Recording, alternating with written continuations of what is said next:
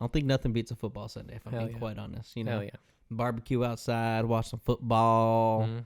you know, cheer on your team. Yeah, do the old-fashioned American Do the thing. old-fashioned American thing, you know, eat a hot dog, Eat a hot dog. eat a hamburger, Drink a beer. drink a Coors Light, a Coors. drink a nice cold Coors Light, Drink a nice Coors Light. maybe a Bud Light, Maybe Bud Light. maybe a Miller Light.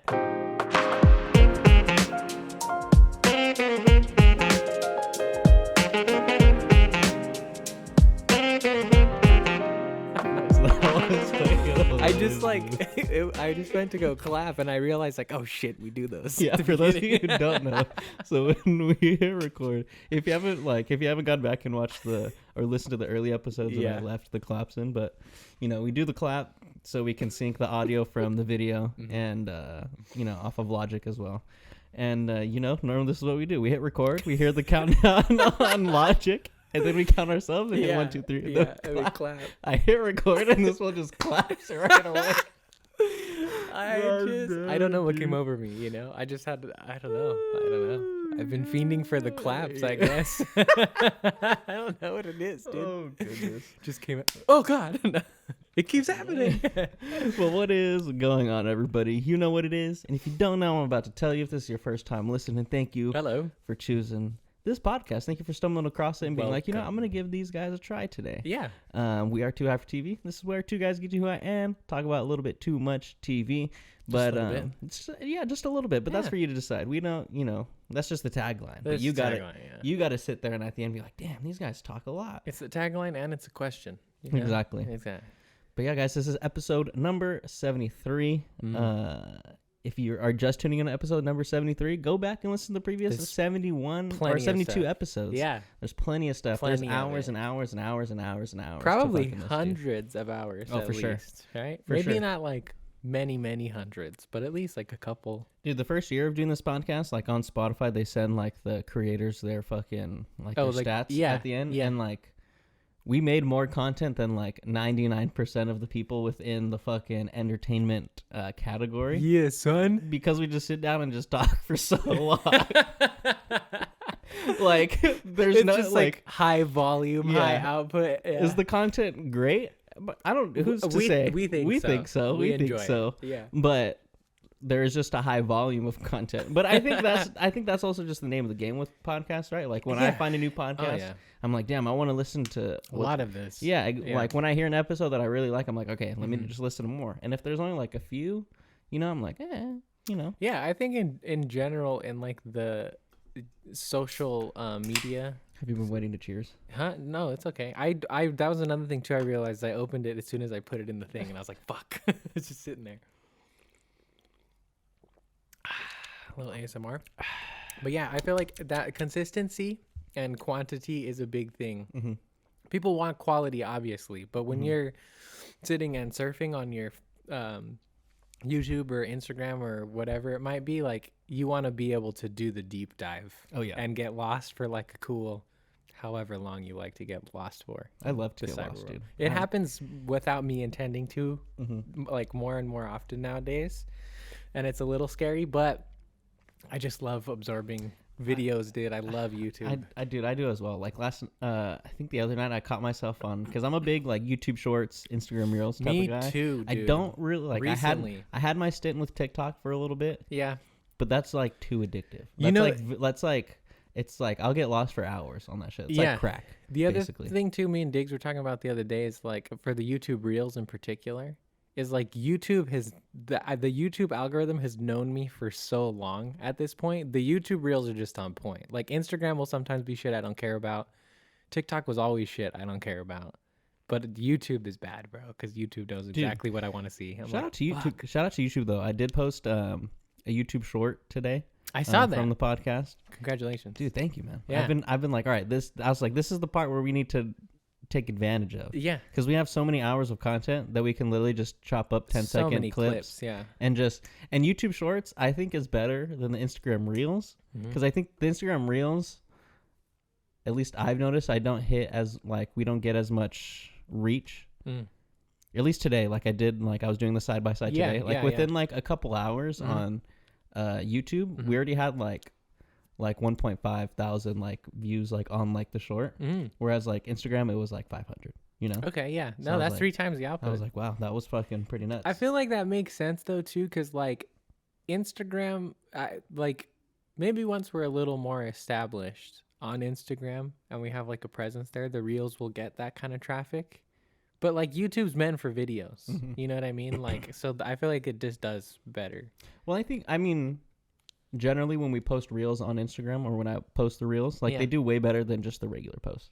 Oh, okay. 1,000%. Yeah, because it's so much more bite size, right? But the thing is, it's like as long as just no one wants to read anything. No one wants to sit there and be like, "Let me read this post." Yeah, It's like, oh, just show me what I'm gonna see. The other thing too is it's like I don't really mind that because if people are watching the reels enough, then maybe at some point or another they'll click on the page and then want to look at the posts. Exactly. You never know. You never know. Fingers crossed. But I put my heart and my soul into those thumbnails that I create, and I post them every fucking week for you motherfuckers. They look really good. Thanks, dude. They look really good. I've been liking them a lot. It's really just like a lot of like, I'll go on YouTube and I'll be like, because like for the Ahsoka review episodes, I'm like, all right, what do thumbnails look like? Yeah. And like Ahsoka reviews. Do your research. And I just like look at them, I'm like, yeah. Okay. And I've been just big on like, this is probably very basic. Like I've just been very basic, like Photoshop, like 3 pictures. You know, I like the 3. You know, it divides the page up very nicely, and then you just pick where you're gonna put the fucking words at. You know? Yeah, definitely. But it's been cool. I've been fucking with it. Yeah, I've been getting faster at making them. Of course, practice makes perfect. Exactly. But also shout out to Photoshop because they do have like the function where you just pull up a picture, and they have the function to like select the subject. So and you hit that. And if you have just like a picture of a person on like a plain enough background, it will literally just automatically cut out the person. Nice. And you just copy and paste that. Nice. Versus like sitting there and just like making all like the little points where you have to cut it. For sure. Yeah. Because that shit's fucking annoying. Yeah, very time consuming. Yeah. I was doing that for like the first few, and I was like, all right, there has to be just a faster way to fucking do this shit. Yeah, no, I feel like a lot of those programs in general have like made a push in the last like, I don't know, 5 or 6 years, I feel like, to just be like a lot more user friendly and like more inclusive to like a lot of different like skill levels. Oh yeah. So like you can jump into Logic, you can jump into Photoshop, you can jump into, I don't know, I'm forgetting what it's called, but like any kind of Pro. Yeah, there you go, editing software, and like there's enough tools on there within the app as it is, I think, to help you along with stuff. I feel like the tooltips are like pretty decent. But then there's also just like hours and hours and hours of YouTube content out there. Oh yeah, and then people who tell you exactly how to do stuff. And then Photoshop themselves, like, or at least like just the Adobe fucking cloud software type thing. Yeah, yeah. Like there's a bunch of videos about there's different apps that you can go through and like watch and like, hey, this is how you do this and this is how you do that. But I definitely go to YouTube and I'm like, all right. Yeah. You know, you just look up, how do I do this on Premiere Pro? And there's just a sick video of someone fucking doing it. And you have like 10 options too, because like everybody makes the same ones at like super high like production value. Oh, it seems like. It's fucking stupid, dude. It's fucking stupid. But I've been enjoying the process of like editing and doing all that stuff. Nice. A lot more recently because it's like it gives me something to do like at the beginning of my day before I go to work and then when I come home from work. Yeah. Because it's like I get up and I'm like, all right, because the videos fucking take long as fuck to edit, guys. Like they are 2 chunky plus hour long episodes. Every time. That's video and audio, so those are big ass files. So by the time I like have the video edited and go to export it, depending on the size of the file, it's anywhere from like 40 to like 50 something like gigs of just data that I have to fucking export, and that takes like hours. So normally I'll like after the podcast, I'll upload it to my laptop and then copy it over to my hard drive. And then from the hard drive, I just keep it on the hard drive. And then from there, like the next day, usually I'll like go in and I'll freaking pull it into Premiere Pro. I'll fucking get all the audio done. I'll export that, and then I'll go into to Premiere, start editing the video, go into Adobe Audition so I can sync the audio to like to the video, and then export that back to Premiere Pro, and then edit the video, and then just like let that sit there because I also have an old ass fucking MacBook Pro, and it takes like forever for that shit to export. Load, and definitely. That shit sounds like a fucking airplane taking off. Dude, I know the fan kicks in like hardcore. Yeah. Like that basically. We're working on. Sounds like the Batmobile Yeah. engine from the Batman. Yeah, but then once those videos are edited, then I go and I'm like, all right, now I need to make the thumbnail. So then I make the thumbnail.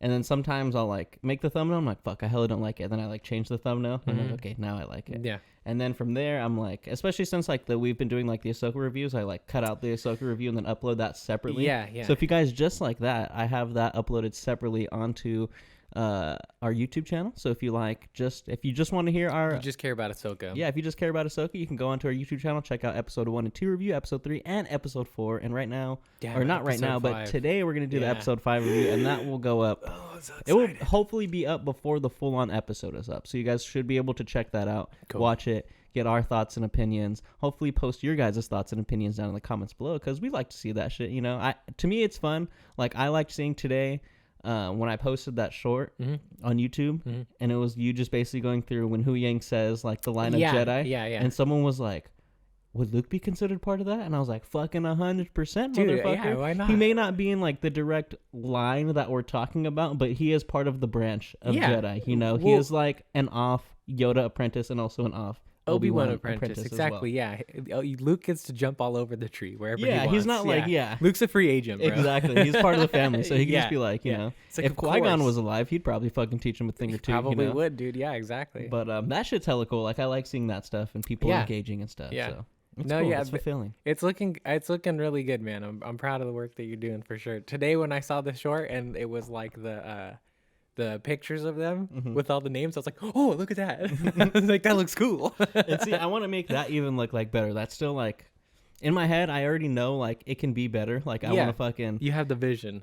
the vision. I want the picture to slide off and go, Yeah. you know, do all that stuff. Yeah, Because yeah. like I'm always on Instagram. I'm always looking at the reels, and I'm always like, okay, what reels attract me, and what about the reels attract me? And it's just like when there are reels that are done very very well, where the captions are nice, Yeah.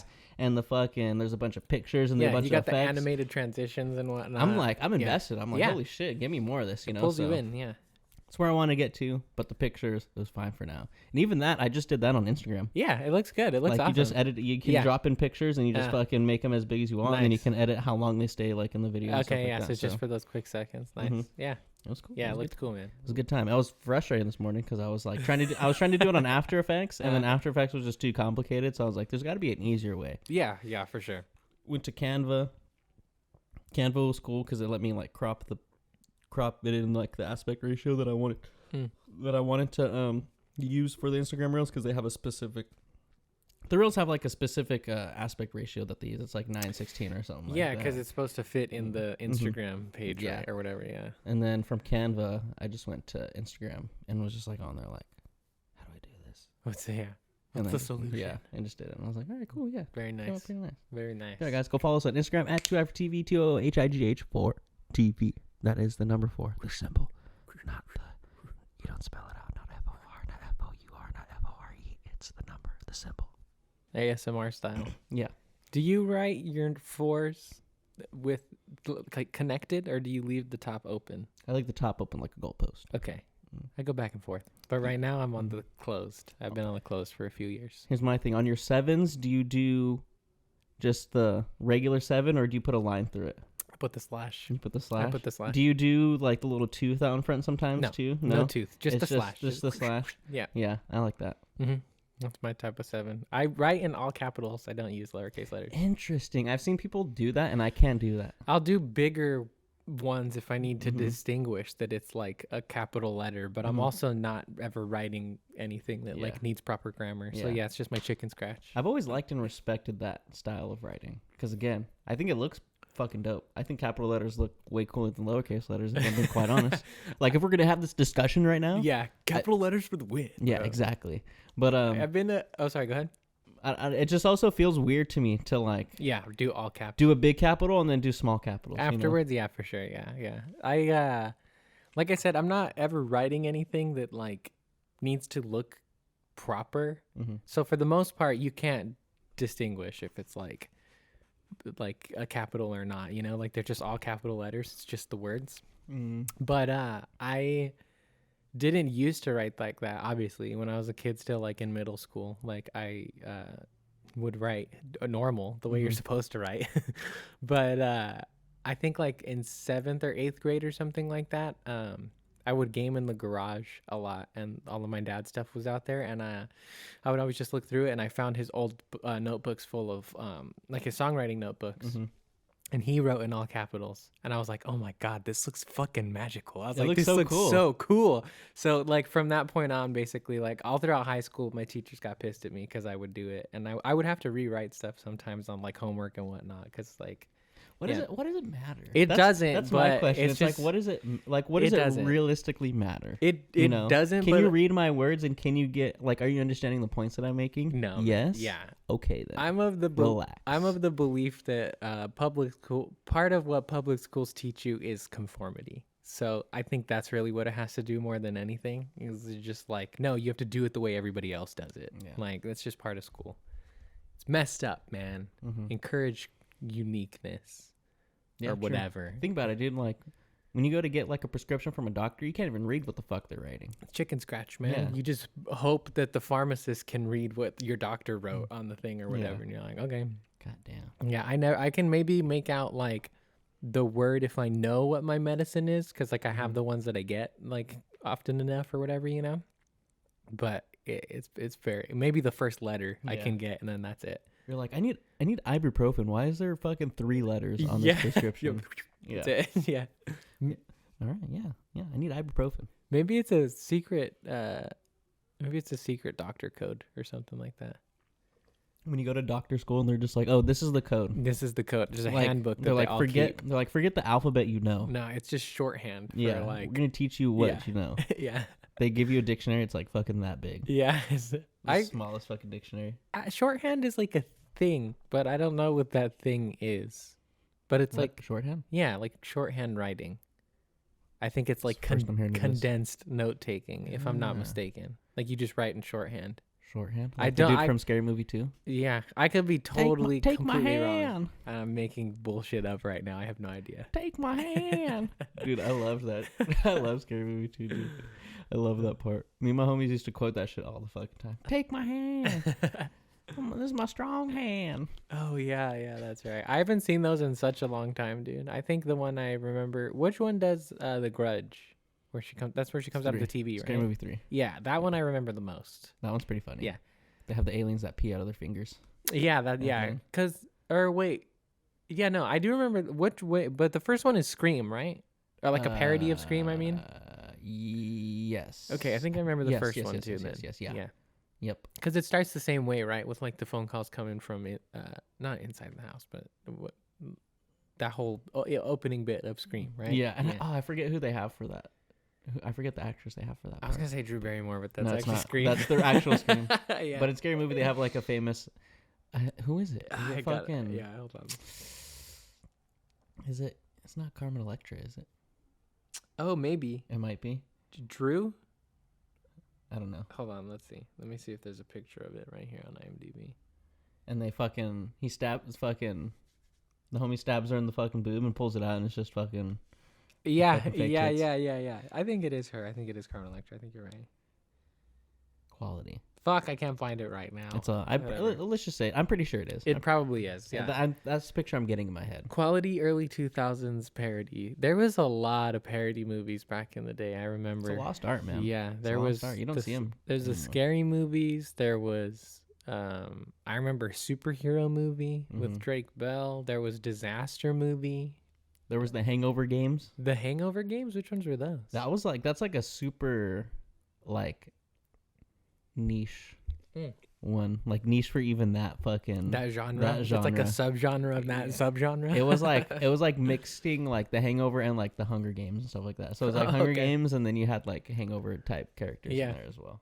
Yeah, I do miss parody stuff to a certain extent, you know? Like I love all the Weird Al Yankovic stuff. I do love scary movies. I did love all those old movies. But at the same time, I'm not like devastated that they're not making them anymore, you know? Like No. would it be funny if they had one that came out? Sure, but I don't know. It just needs to be done right. Yeah, they fit much better in my head in the early 2000s. Yeah. Like it just that time frame is so good for them. Like I don't Mhm. shit has to get goofy, a lot goofier again before we start having some parody movies, I think. I don't even think you could, like, just because parody movies are just super meta. Like, the thing Yeah. about them is they're just super Yeah. meta and, like, commentary on just movies and Yep. just everything. Like, and I feel like that's just movies now. Movies That's now are true. just super meta They anyways. try to, yeah. So it's definitely. like, you don't even necessarily need a parody No, movie. you because know? they're already so I'd be down for self-aware. one. Like, if someone came out with one and it was, like, super well done, like, I'd be down.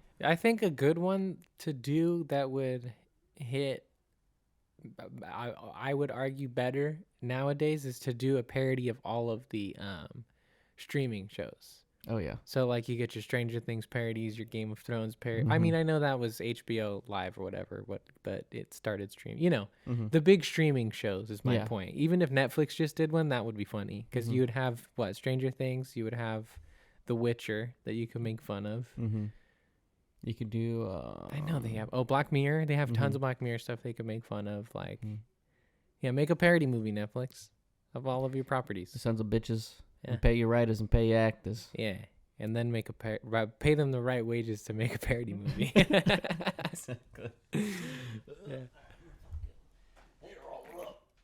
Gotta roll up, dog. Roll up. But yeah, man, how's your week, dog? I feel like we never get and talk about like our weeks anymore. We don't. That's true. We used to yeah. always be in like, how's your week, man? Mhm. Mine was good this week. I've just been practicing with my grandpa a whole bunch. Oh yeah, you guys are going to Colorado, right? We are, yeah. He's playing a show, and I get the lucky honor to play with him as Nice. well. Yeah, so I'm just gonna back him up on guitar, but we're gonna be there for like 4 days, Oh, nice. so it'll be cool. We only have a show one of those days. I think we have to go to like a dinner on one of those days or something, but otherwise it's just us getting in and then us getting out. So it'll be a nice little excursion for a week. Oh yeah, mini vacation. Yeah, but that's been fun. He has a lot of good songs, and it makes me super jealous as a songwriter because like we'll be practicing the ones that I know, that I have known or whatever for like a while. You're like, damn, Grampy, this is a banger. It is like the ones that I know, right? And then all of a sudden he's like, let me teach you something new, and he plays a song I've never heard in my life before, and it's like one of the coolest songs that like it's stupid. It's crazy, man. I got to actually look at, here I have pictures right here. We were practicing the other day, and my dad like walks out of the living room all random, and he came back in with like a cardboard box, like a thin cardboard box. Mhm. And he started wrapping it in saran wrap, and I was like, "What the fuck is he doing over there?" Like, I got all distracted right while I was playing and stuff. My grandpa like gave me a look. He's like, "Focus, motherfucker." I was like, "Sorry." Focus battle. Yeah, but we finished or whatever, and I went over there to look, and he found my grandpa has, my dad's told me this for a long time, but my grandpa has a whole album recorded that's never been released before. Damn. And obviously when he's recording back in the day, he doesn't have the technology that we have now, so it's on actual fucking tape and shit, bro. Oh, Like actual Ampex tape. So he pulled these out, and he was wrapping them because they can't be exposed to like oxygen and stuff, obviously. Mm-hmm.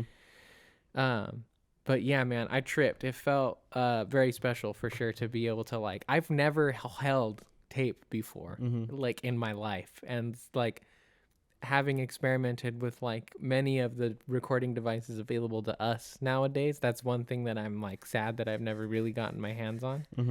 So to like actually hold a fucking master is like, it's so cool, man. Like to think that like that's your album, you know, like you Yeah. have a physical representation of it right there is fucking crazy. But it was cool. It was a trip. It was really cool. You're like, check this out, Grampy, and you just pull up a file folder on your laptop. This is mine. Yeah, like a little USB stick that has like all my stuff on it. Like, hey, this one's mine. Think about that though. Like even that one day will be like fucking, relic, yeah. Like, holy shit! Look at this hard drive Yeah. that they have. At This one big point- old. It's just 2 terabytes, man. That's crazy. I'm sure at one point, I mean, it depends, right? Like if they crack the code on the internet and they make it like relatively affordable, then yeah, at some point or another, I could see like any and all information just living on like a gigantic cloud. Like at some point, we probably won't need any kind of hard drive space anymore. But that's also scary too, because that means if the internet ever fails, any history and progress that we like compile on there is gone. Yeah. So like, but you know, I'm sure they'd find a way to back it up. I doubt it wouldn't be. If people we would hope. I would imagine that if there are people out there smart enough to pushed the like boundaries of the internet so far that we can exist purely on a cloud, that they're also probably smart enough to be like, yeah, this might fail though, so we need to make sure we save everything, you know? Well, yeah, the people that make those would probably be like, hey, this might fail, but the Yeah. people in power that That's give true. the green light will probably Might be like, hey, not we don't give a fund it. fuck. Yeah, they might not fund the giant space you would need for that.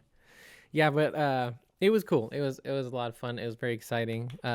Thursday, me and my dad and Diggs have been planning for a little bit now. He came over to the house, and we just chilled. We just had a boys' night. It was fun. We have been itching to play. Me and my dad have been itching to get him to play Baldur's Gate. Mm-hmm. That's the D&D game. That's right. I was there. I saw him that day. Oh yeah, he went in to go buy some joints and stuff like that for Mhm. for that night. Yeah. But yeah, we've been itching to trying to get him to play because like every time we see him, we're trying to convince him like, dude, you gotta get it. It's D&D. Like you gotta get it. It's D&D. Because he plays more than we do. He still plays nowadays like with Seth when he can and stuff, right? And so we finally got him to sit down, and it was a great time, man. It was funny. He spent like forever on making a character, as you do when you have character creation options and stuff. But it was great. We had a good time. It was fun. I was talking to my dad about it, and like that game is really good at giving you the D&D experience. But one of the things that's definitely missing that you get when you play with other people is like the party experience of like making decisions with your party members, and like everybody has them, but like, you know what I mean? Like, Yeah. when you're playing it solo, don't get me wrong, it's still really, really good and really fun, but it's totally different when it's like, what do you want to do next, man? Like, Yeah. where do you want to go? You know, like it feels like an adventure more than the video game. So it was a lot of fun. It was cool. We stayed up hella fucking late. We were up till like 7, I think, playing. But 7 in the morning? yeah. Jesus Christ. Yeah, I mean, you know me, I'm nocturnal anyways, and Yeah. then Diggs works night schedules, so he's used to staying up that late anyways. But it was a good time. We had a lot of fun. It was cool. Yeah, you guys are freaking Night owls, bro. warriors. That's what I call you guys. Warriors. Warriors. Warriors. Warriors. Because, yeah, I can't. Dude, by the time it hits like 10 o'clock, I'm fucking ready to go to bed. I'm fucking such an old man, bro. That definitely happens to me at times. Like, I'll be tired, but there's just something about my body chemistry that's like, nope, you got to do something right now. Like, if you don't start using your brain or your fingers or something or other, like, whoa, pause. Like, you got to, you're going to die. Like, something's going to happen to you. Like, I don't know. It's just like, it's so weird. Like, when people like talk about like waking up early in the morning and having like that ready to go energy, I don't understand it in the morning, but I understand it at night, because like it does happen for me, but not till like after 9 or 10 o'clock. That's when like for whatever fucking reason, that's when my body's like, all right, you need to get shit done, let's do it now. I feel that. I wouldn't say weird. like when I wake up early, I'm like ready to go when I like wake up, but it's just like, I don't know, like I wake up early, and if I feel like I don't wake up and start doing some stuff, then like I'm wasting. Like, Yeah. I feel like by the time Yeah. it's like, if I haven't done shit and it's like 9:30, I'm like, fuck, dude, it's already 9:30. Yeah. You want Which means it's almost 12 o'clock, which means it's the day is halfway fucking over. You know? Yeah, you just start rounding further and further. Exactly. Yeah.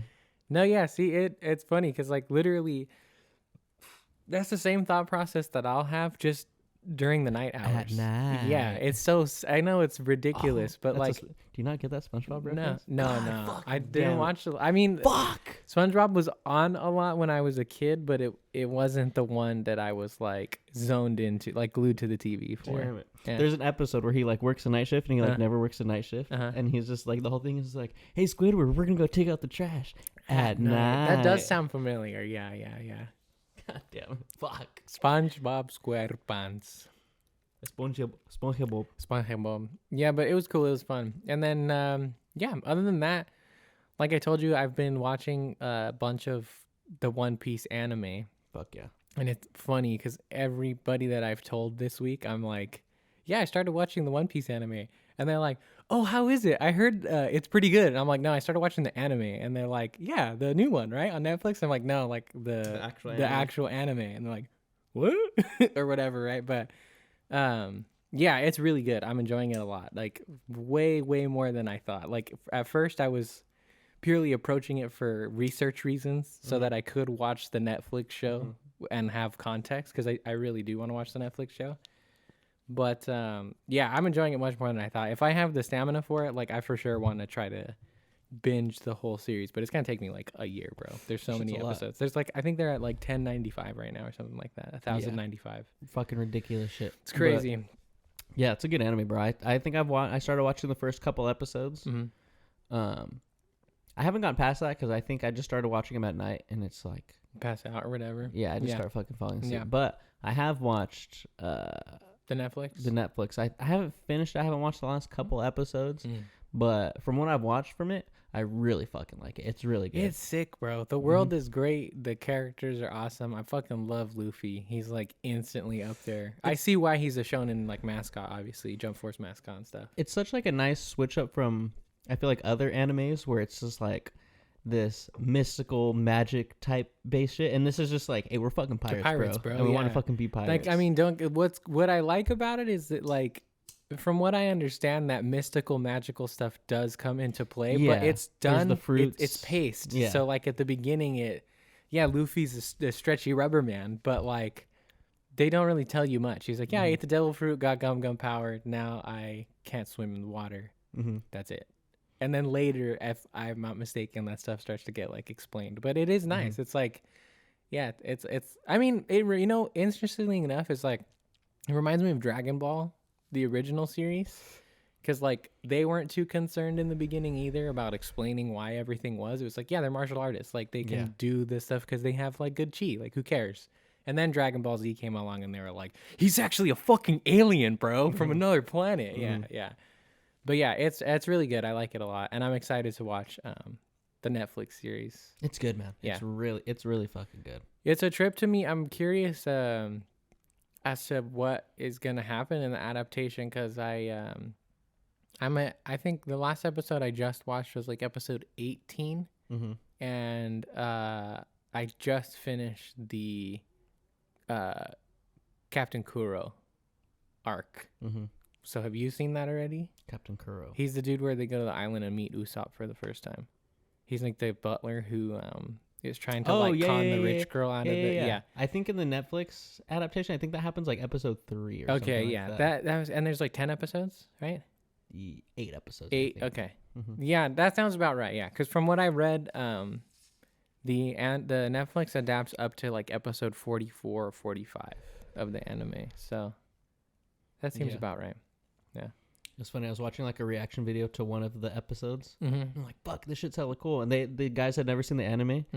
They're like, fuck, people that like watches the anime are probably pissed. They're like, fuck, it took like 400 episodes to get this moment. It's like episode 5. Yeah. No, I could imagine. Yeah. It does take a while. I will say the pacing to me is more well done than like a lot of the other. Well, okay, it's the first season, so like, granted, I feel like the first seasons of especially like shonen anime are usually pretty tight, like they're pretty strong, like original, like early Naruto stuff, fantastic, right?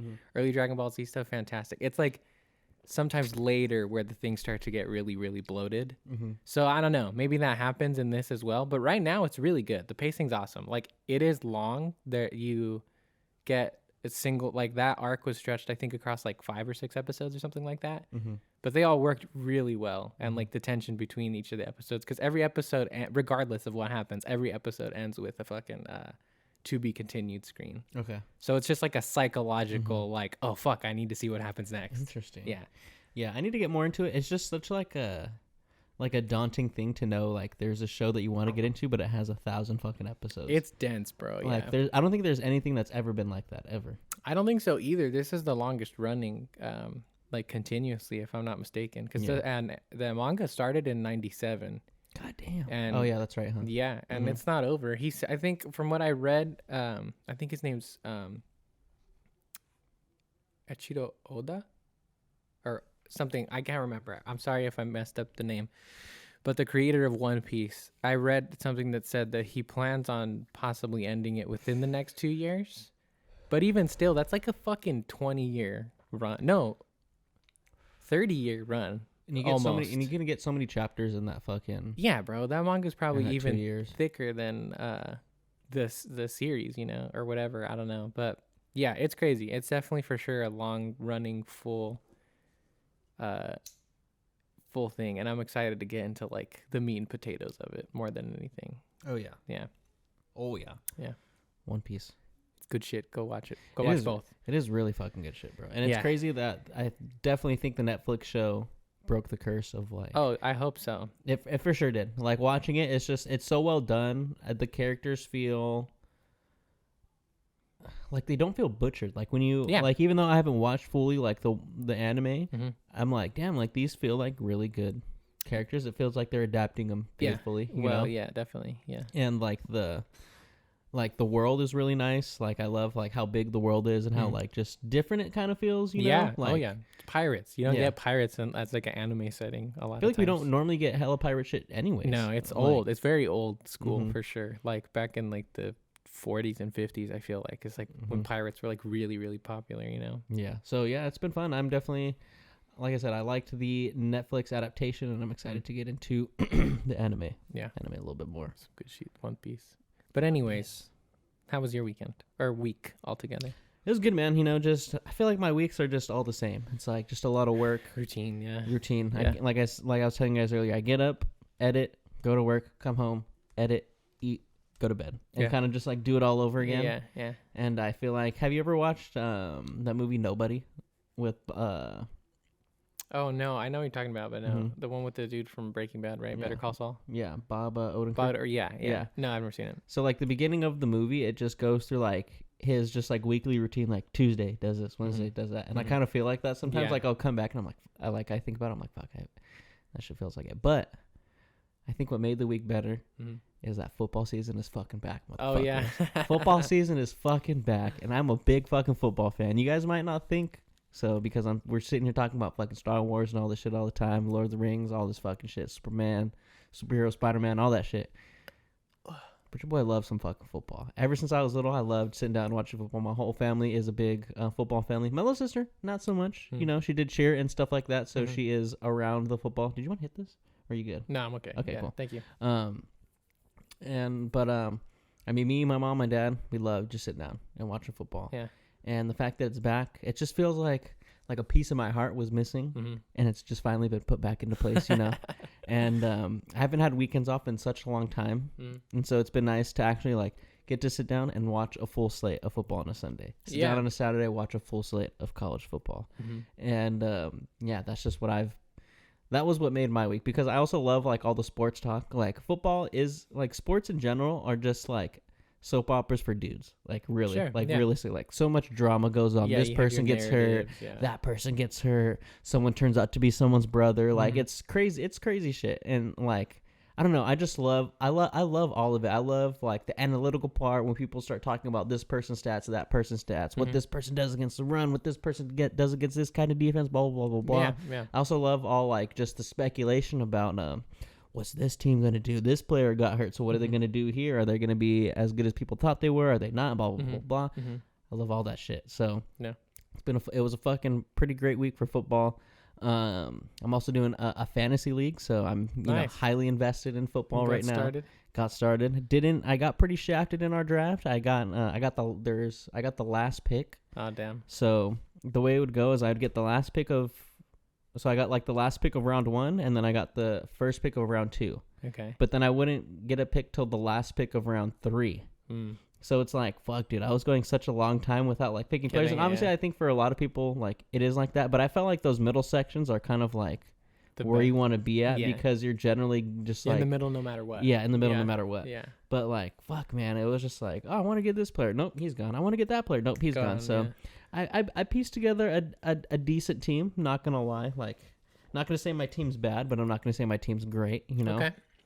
50-50. Yeah, I did have Aaron Rodgers as one of my quarterbacks, and he got hurt the very first game of the season. Luckily, I didn't start him. I was going back and forth on whether to start him, but it was kind of like, you know, new team, new state, new city, new system, new players.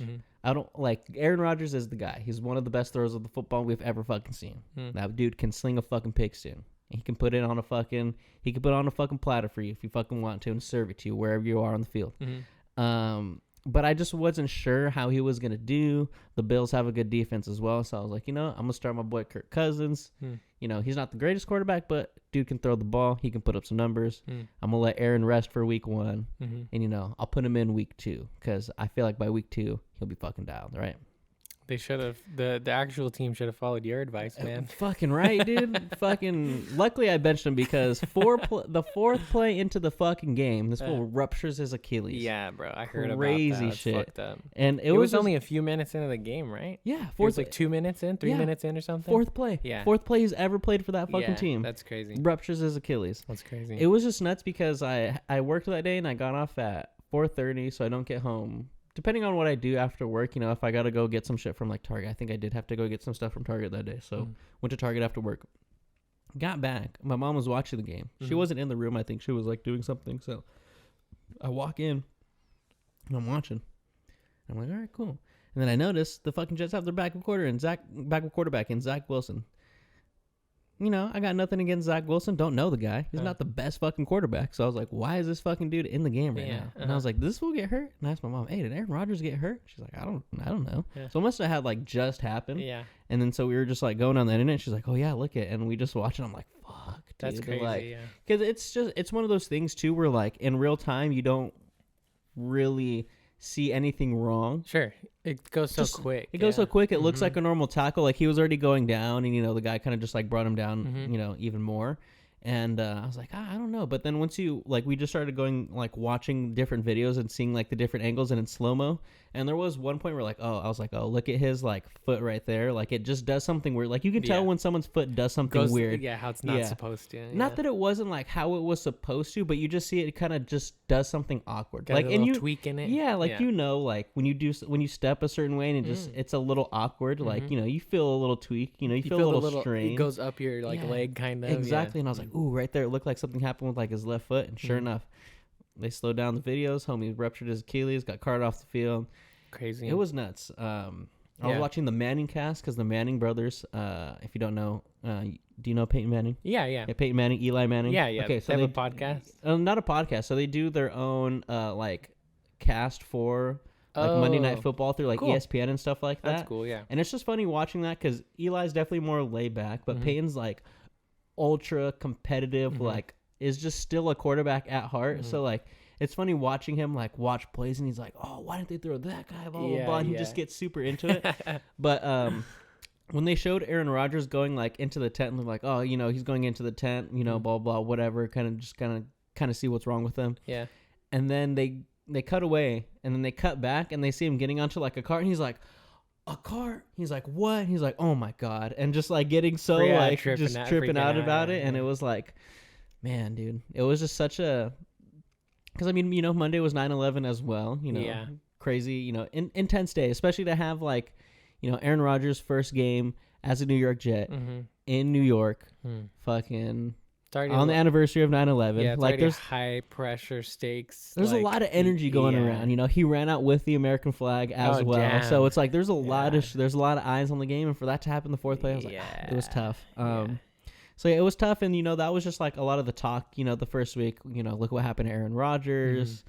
Are the Jets gonna still be good? Because the Jets are pretty good. They have a really good, nice young team. The running back's really good. They got a good young receiving core. Their defense got some dogs. They're freaking, Sauce Gardner's a freaking guy. They freaking got some dudes on there. So they're poised to have a pretty good season. Now they got Zach Wilson in there.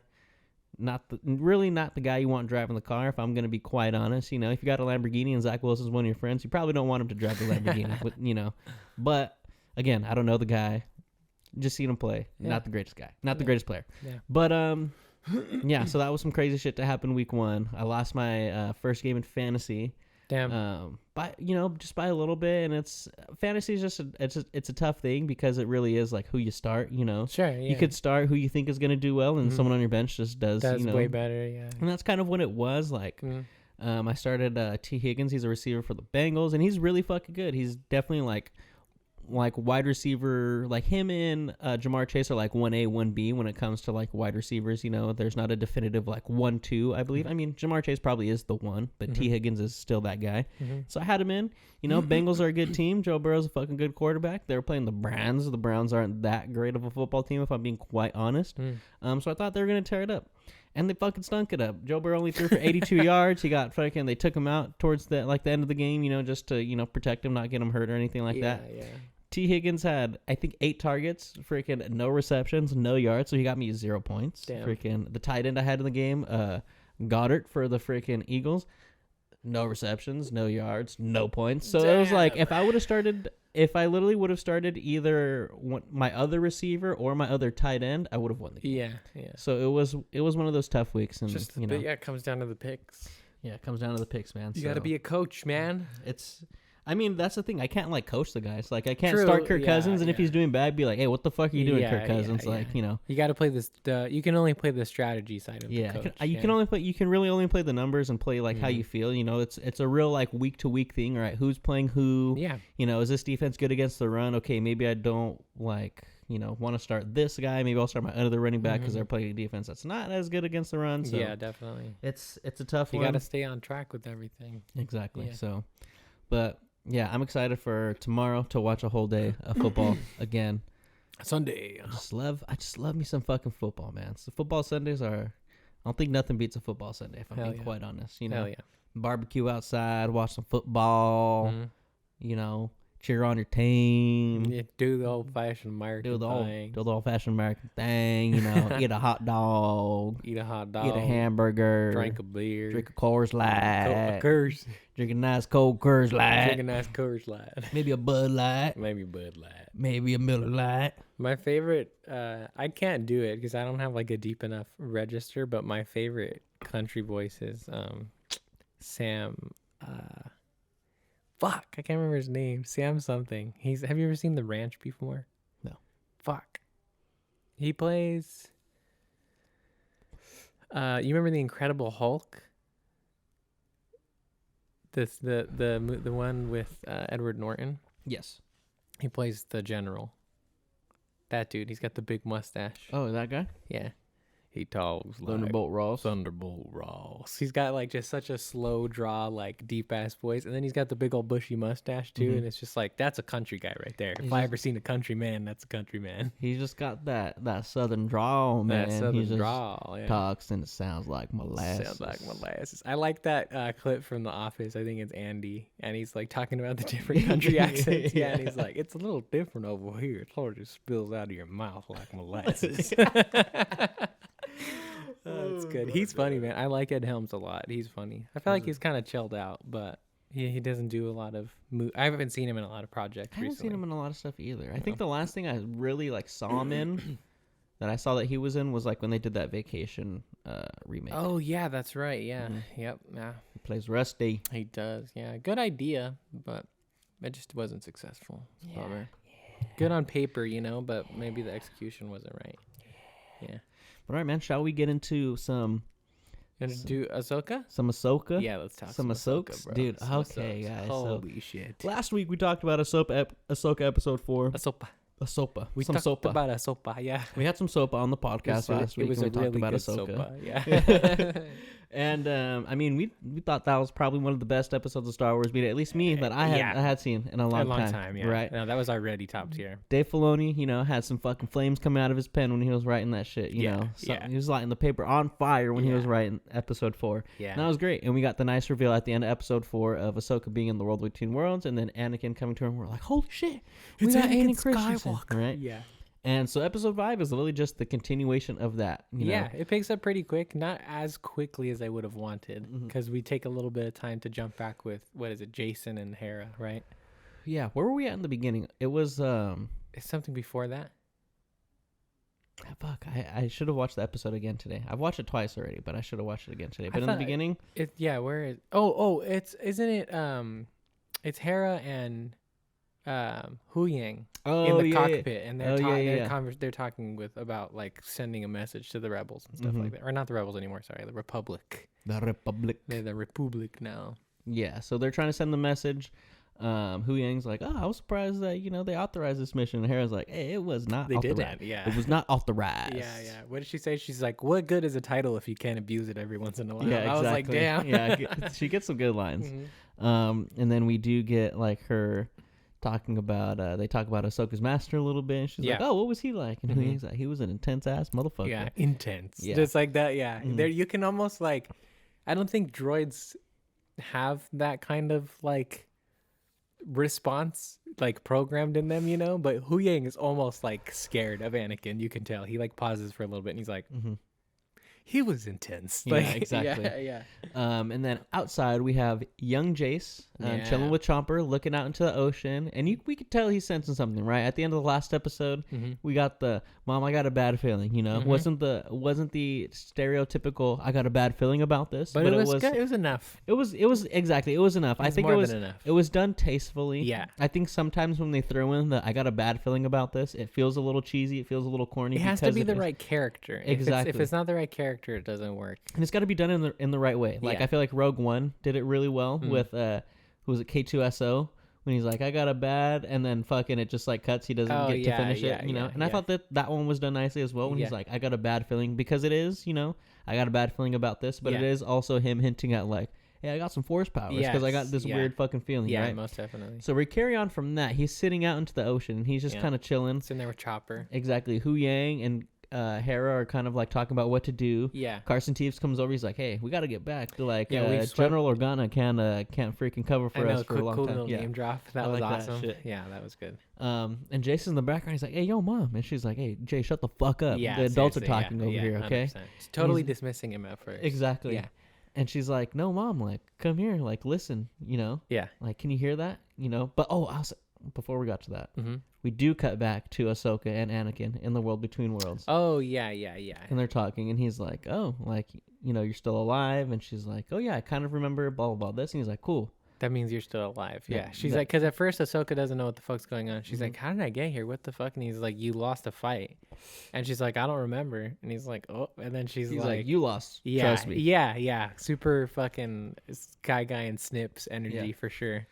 And then Ahsoka's like, yeah, I think I do actually remember that. I was battling what's his name or whatever. And she's like, oh, he's like, okay, good. That means you're still alive. Like, yeah, she's still tethered to the world. Yeah, exactly. Yeah. And he's basically there like, I'm here to finish your training. Oh, and she's like, What a line. like, she's like, there's not much more like you can teach me, blah blah or whatever. And he's like, oh yeah, motherfucker. Calm the fuck down, Ahsoka. Takes out his lightsaber. And he's like, you gotta fucking live or die. And so that's when we cut back to Jace. Yeah. And he's like, hey, yo, mom, like, just listen to the fucking waves. And she's listening. She's like, what am I listening for? He's like, can't you hear it? The lightsabers. Yeah. And I thought that was really cool. Like, awesome. splicing in the audio of like the lightsabers with like the waves.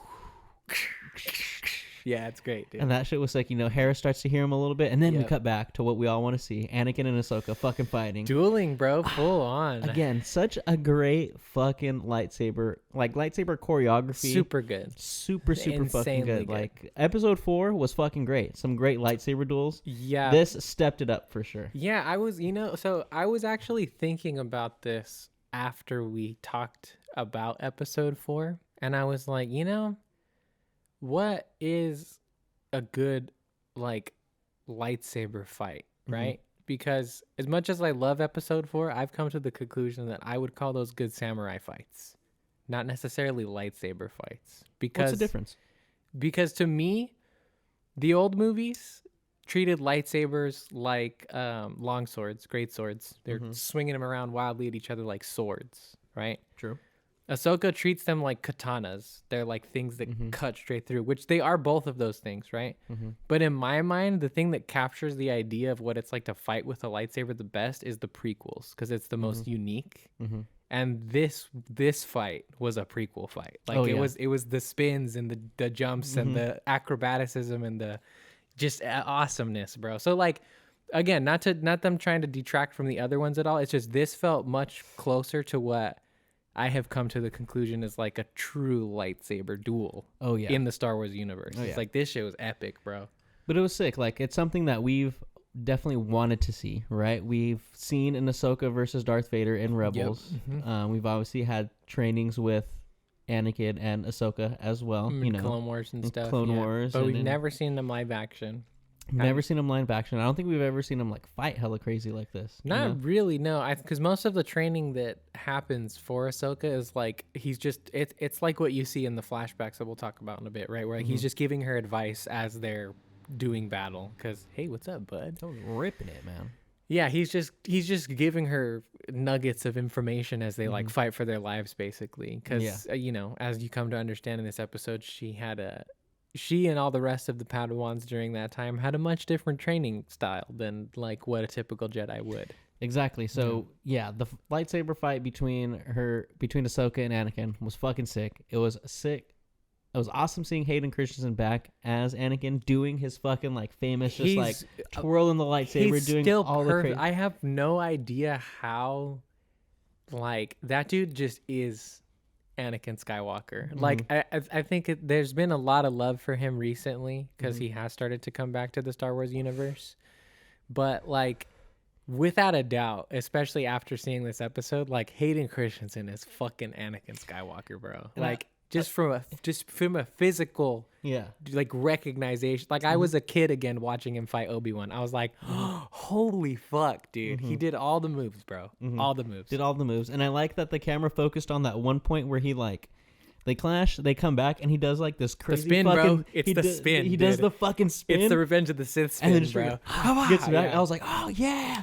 Like it's so sick because I feel like a lot of people, I mean, there is a big portion of the community that I feel like hated on that shit at that time because it was like, oh, they're just sitting and they're just fucking twirling and they're just doing all this shit, you know? You're fucking dumb. You're stupid. That shit's awesome. You're bro. fucking stupid. That shit's awesome. And like it looked crazy cool back then, and then like it looks even fucking cooler now because they've just been able to update everything. Lightsabers look way fucking cooler now and stuff like that. So my two favorite bits of that whole first section is one, it's such a subtle thing, but like his tone and the way he talks already is like, oh fuck, this is like Jedi Grandmaster, like fulfilled the prophecy, chosen one Anakin. And then it's like such a simple physical move, but I loved it to death. It's like he starts walking towards her and he's like giving her some advice and he just puts the hands behind his back. And I was like, oh, he's a Jedi master. I was like, look at him. Exactly. That was great. And then in the choreography, one of my favorite things that again, just like the whole display of Anakin, even when you get to the teetering between his two personalities, he's in full control the entire time. Like I love just feeling like the mastery of him when he like hits and they're clashing and he just does the little like whew, and like pushes her off, dude. Like those are just epic. Like I'm just like, he's not even trying. He doesn't even care. No, it's insane. He's fucking great. Yeah, so it's awesome. Let me because I wrote a bunch of notes about this my toilet thoughts. I was on the toilet when I was fucking writing all this because I was like, you know what? Let me just fucking dump your thoughts into a note while you were dumping your exactly. When I was dumping, I had to dump. Bro. Yeah, exactly. Dumping while I'm dumping. Yep. But like I said, getting Hayden back as Anakin is always great. It's always fucking exciting. It's always something that we look forward to. It's always something that we ask for. Yeah. Because again, back in the day when those prequels came out, like there was a large part of the community that didn't like his portrayal of Anakin. They didn't like the fucking emotional type shit that was fucking going on. It was also the writing. It's not his fault. Yeah, exactly. It's not his fault. But like to get him back, because I love the prequels. I'm a big prequel. I was a prequel kid. I love Revenge of the Sith. That's probably my favorite Star Wars movie for sure. And so anytime we get Hayden Christensen back as Anakin, I'm fucking pumped. Yeah, dude. But seeing him here as like this combination of like his Anakin and also like Matt Lantern's Anakin from like the Clone Wars, I thought it was beautiful because it shows how much he just loves and cares about the character enough to go and study that stuff to see. Because Matt Lantern brought a whole side of Anakin that we had never seen before. Yeah. You know, like he brought his own taste and his own twist on Anakin, and he had his own stories that we never got to see with Hayden Christensen.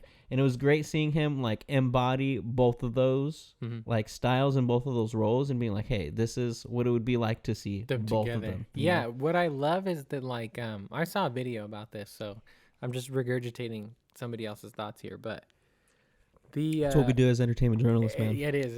The one of the coolest things I saw was that the thing that was so good about the Dave Filoni Anakin Skywalker versus the George Lucas Anakin Skywalker is that George Lucas did the heavy lifting of showing you the heavy duty, hardcore, emotional trauma ride that Anakin Skywalker goes through to become Darth Vader, but he kind of forgot to include anything that made him likable. Is as tragic and as much as we love him as a character because he was from our childhood, right? Like he was the Skywalker of our childhood alongside Luke and whatnot. He is not very likable in those movies. No. He's a whiny bitch. He kills a lot of people, and he's like generally kind of psycho. So that's the part that George Lucas kind of forgot to include to make the downfall tragic, because you didn't really give a shit about Anakin Skywalker too heavily, you know? Like it was sad because you knew what would happen in the later ones. But that whole movie gets 10 times more tragic, and everything around it is like built up so much by the little, like, George Lucas put the foundations in for sure, but Dave Filoni has like built the house around it. Oh, 100%. Because he like figured out how to make Anakin likable and still walk that line of like, oh shit, this guy's kind of psycho, bro. Like he's kind of crazy. So yeah, seeing Hayden Christensen finally having that chance to have like just to have fun as Anakin. He never got to have fun as Anakin. Yeah. And when he did, it was kind of cheesy, and he was like being a disobedient Padawan, you know, like it's totally different, and it's definitely a good take. It's a good tone for him. I like it a lot. Hell yeah. I liked all their different like little callbacks I had with him as well. Like when him and Ahsoka are gonna fight, and Ahsoka's like, I won't fight you, and he's like, I've heard that before. Yeah, like, you know, that was fucking sick. Good, man. Also, another one that was when he says you lack conviction. Does he ever say that before? Does Darth Vader ever say that? Darth Vader does. Yes. When does he say that? Because it sounded because that I was trying to find it, but I couldn't fucking find it, and I was like, that's for sure Darth Vader line. He's for sure said that. Yeah. Because the ones that like when I was looking up the quotes that the big one that people were talking about that obviously I got was the I will not fight you, you know. But I couldn't find shit about that you lack conviction. But that's a straight up Darth Vader line, right? He says that shit. Does he not say that shit? Or am I tripping out? Let me see. What is this? Is this all gonna be? Yeah, this is all from a day ago. I don't know, cause maybe it's possible this is some Mandela effect shit. It's possible we're remembering incorrectly, but I am also of the belief that Vader, or at the very least, somebody in Star Wars said line. Yeah. You lack conviction. I could be wrong. I don't know, because I didn't do a deep dive, but I didn't find it immediately, and I feel like that's the thing. I was trying to find it and I couldn't find anything, but I could have sworn like I've heard Darth Vader say some shit like that. You lack conviction. Yeah, like that sounds like a Vader line. Does that not? It does. No, it does. It totally does, bro. I mean, obviously at the time he says it, he is in his Darth Vader fucking persona, but that feels like a line that's a callback. But anyway, like those lines, I felt like were done like tastefully. Yeah, definitely. Like to go alongside with the. I got a bad feeling about this. Like, it's easy to throw in a line like that, like, I will not fight you, and have the, like, oh, I've heard that before. Like, it's easy to do that and make it corny and cheesy.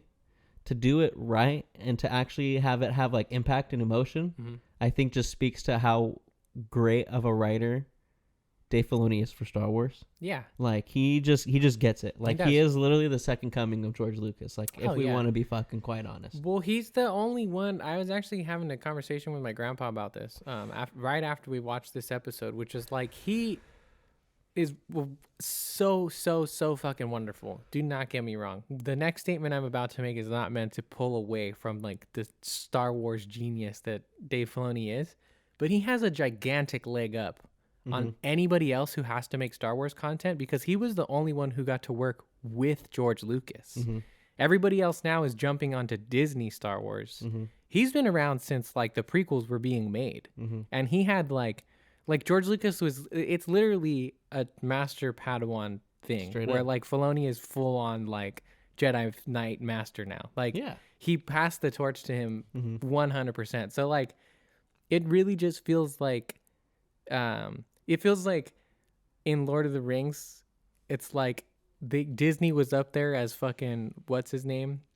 on the white throne in Gondor, you know, being an asshole, taking advantage of stuff or whatever, pumping out whatever they could to make shit happen. And then Dave Filoni comes in like Aragorn, and he's like, "Nah, bitch, I'm the true king. Like, let's get shit back to business." Exactly. Yeah, it's really good, dude. He's really, really good. Yeah, his understanding of Star Wars like is just on a whole another level, and I feel like anytime he like writes and directs like an episode or anything, it's just like that Pretty much top fucking tier, dude. It's just Yeah. like, and we have some like Jon Favreau is a great fucking writer director for Star Wars as well. You have what's her name? She's done stuff for Mandalorian. Who? Are you talking about Deborah Chow? Deborah Chow, but there's also I'm pissed I can't remember. Dallas Howard? Is that her name? Yeah. Or Bryce Dallas Howard. Like, she does some fucking great stuff for Star Wars as well. Yeah, she's but awesome. it's like, but when Dave Filoni is when you get a Dave Filoni episode, you're getting some fucking special You're in for shit. a treat, dude. Yeah.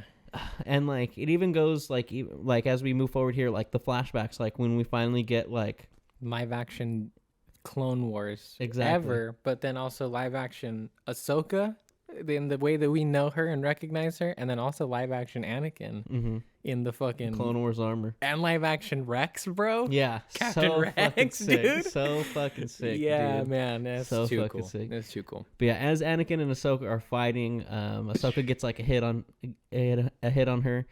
I hit on him, and she's like, "There's nothing more that you can teach me," blah blah, or whatever. And he's like, "I haven't shown you everything yet." Slices and the fucking floor out. yeah, slices the floor. She fucking falls, and I was like, "Holy fuck, where are we going?" You know, and she's there. You don't see her like hit the ground or anything. She's just there's a bunch of fog, there's a bunch of mist, and you're like, "What the fuck is like going on?" Yeah, and you see her get up, and she's just like a little Ahsoka, and you're like, "What the fuck?" Yeah.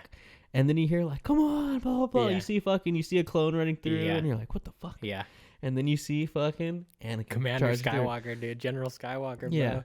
Come on, let's go, Snips, blah, blah, Yeah. blah, whatever. And she's like, "Master, what are we doing here?" And he's like, "I don't know, you tell me." Like, Yeah. it was so great getting that moment. I feel like a lot of people on the internet probably knew we were getting a moment like that, or a lot of people probably assumed we were getting a moment like that. Yeah. You know, if we were going to get like a flashback or something, you know. But to actually see it Yeah. is another thing. It was 100%. amazing. I hoped and dreamed that we would get. I would have been so happy with just a flashback to a conversation, just to see them in those costumes, and just have it be like Anakin's imparting some wisdom on her. But to have it like full on clone, like just straight up live action Clone Wars, is pretty fucking crazy. I don't think I would have ever dreamed that up, dude. Like I could not have expected that to happen. It's pretty epic. Yeah. Are you looking at? Yeah, she's been in a lot. She did. Ariana Greenblatt. She played. She plays young Gamora. She does. She plays young Gamora. She plays the girl whose name I'm forgetting in 65. Okay. She's also in Barbie. Oh yeah, she plays the daughter in Barbie. Yep. And then this too. Yeah, she's killing it, bro. She's on a roll, man. She's on crazy, a fucking roll. dude. But yeah, she looks just. I mean, perfect. You know, she Yeah, the has part's the pretty attitude good. of Snips that we liked. But She embodies a young Ahsoka very well. yeah, but yeah, getting to see a younger version of Anakin, like that mid version of Anakin that we've never seen in live action. You know, we have super young Anakin. We have episode 2 Anakin where he is, Padawan, but then we also have episode 3 Anakin. Jedi Knight, yeah. Yeah, Jedi Knight Anakin. We've never seen that kind of like middle. Commander Skywalker. Yeah, bro. we've never seen Yeah. that. And we finally get to see it. Fucking live action Clone War armor. Looks fucking sick. It looked really good. We've all, like, Star Wars fans have always been begging to fucking see live action Clone Wars armor. Yeah. Yeah, the only one we need now is Obi-Wan. Yeah. Oh, dude, that would be His is fucking awesome with the all white gauntlets up the sleeves, bro. Yeah, that He shit's has awesome. the sickest Clone He War does. armor, It's for pretty sure. epic. Yeah. Like, You know one thing I tripped out about? Super tiny, not even pet peeve. I just noticed it, especially in the side by side pictures. It's like they make his undershirt like pretty red in the costume that they have for Ahsoka, but like I always thought it was brown, just brown underneath. Even in like the side by side pictures, I saw it look brown. So I was like, whatever, it doesn't matter. But I wonder why they did red that. probably has some brown in there. Brown probably has some red in there. So. That's a good point. Yeah, fair enough. Could just be the It's a colors. reddish brown. It's a reddish brown or a brownish red. Exactly. Perhaps it's just Either or. Yeah. But yeah, seeing that and then getting to see like the conversations that they have were just like fucking just bringing a tear to my eye, bro. Oh, Like, super heavy, dude. just super heavy. And he's like, yo, you got to be like you got to be a soldier. Like, this is what we got to do right Yeah, now. to survive, dude. Yeah. And, we get the scene with them when they really finally get to have their talk. All the people are, it's kind of like the end of the battle. you know, people are on stretchers and stuff like that. People are hurt. People are dead. And Ahsoka's like tripping out on it, you know, as any kid would. Yeah, she's like 14, I think, at that point. Yeah. And she's like, yo, they all died because of like me. I gave them, you know, the orders, blah, blah, blah, or whatever. And now they're all dead. And he's like, hey, this is what it is right now. This is war. Like, you know. This is what we're doing here. Like, you know, Obi-Wan always taught me about his master talking about, you know, blah, blah, blah, like Jedi are peacekeepers, right? Yeah. He's like, now I got to teach you to be a soldier. And this is fucked up. And I thought that was such a great line because I think that's something that I think we never really, at least something I never really, like, thought a lot about is the difference in how, like, an Obi-Wan was brought up and how an Ahsoka was brought up. You know, they are very close in their timeline, right? They're not too far apart, but it's like they grew up completely different. Like, Obi-Wan wasn't growing up in this, like, time of war, you know? Like, it was, you know, the cusp, like right before the war and everything like that. But he at least got to grow up and learn about being a peacekeeper and, you know, being like that. And obviously having a master like Qui-Gon helps out a lot with that too. Him being very in tune with like the living force and everything like that, being mindful of everything around you and not just blah, blah, blah, you know? So I was really thinking a lot about that, being like, damn, bro, like like Ahsoka and a lot of those Padawans, even Anakin too, like they got fucked, bro. Like they really did. Yeah, you have to imagine the Clone Wars starts immediately after Attack of the Clones. Yeah. And even though Hayden Christensen is already like a 20-something-year-old man, he's supposed to be in his teens still. Anakin Skywalker's like 22 in Revenge of the Sith. And a lot of time passes in between that. So he's like probably like 16, 17. He's still Padawan. So like he does the second half of his training in war as well. Like, which is also probably why he's the perfect mentor for Ahsoka. But yeah, I also really like that scene as well too. I got like 2 different reads from it because it was nice to see them bring in that fact that like they put children and monks essentially in war. Like they tricked them into this shit and they turned into like soldiers. Pretty fucked up. But then the other thing that I took from it as well too was that like he did the best he could, but obviously Anakin's not the best mentor. And I like that they kind of put a light on the fact that like, hey man, Anakin Skywalker was a crazy motherfucker. Like, he was not the best at being a Jedi Master. It's probably not the best thing. He's being honest with Ahsoka, right? But it's that thing where, like, in a sense of loss, where, like, he's telling her because he has to so that she can survive. But he's straight up being like, you don't get to be a kid. Like, sorry, Snips. Like, I'm going to be straight up with you in the way that these other Jedi Masters are not. They're still trying to teach everybody about the Force and this and that. He's like, I see what we've become. That's what you have to be now because I see it. And you're a product of me, as they talk about, right? So, like, yeah, it's hardcore. It also just, it's a situation where, like, he's doing the best he can with the situation that he's given. But I was like, damn, Anakin wasn't a great master, like, but like again, they were in war, so it is what it is. But like, he handled shit very Anakin Skywalker-esque, which turned Ahsoka into a little bit of like closed off for sure. Like, we see at the end of the episode, she has a color change in terms of her outfit, right? Which I think is very indicative of the fact that like she's making peace with everything that's happened to her. And it's a trip to see the change because, like, I didn't even notice it until we finally see her at the end. But, like, she's been quite different from the Ahsoka that we're used to. She's very serious, like, Obi-Wan Kenobi episode 4, like, we're here for business type of, like, Jedi, like, very lofty and, like, the Force works in mysterious ways type of shit. So it's good to see her, like, cracking jokes, like, taking risks, being like, no, maybe I'll stay on the outside of this wing while we fly into the fucking sky. You know, like that kind of shit feels very Snips.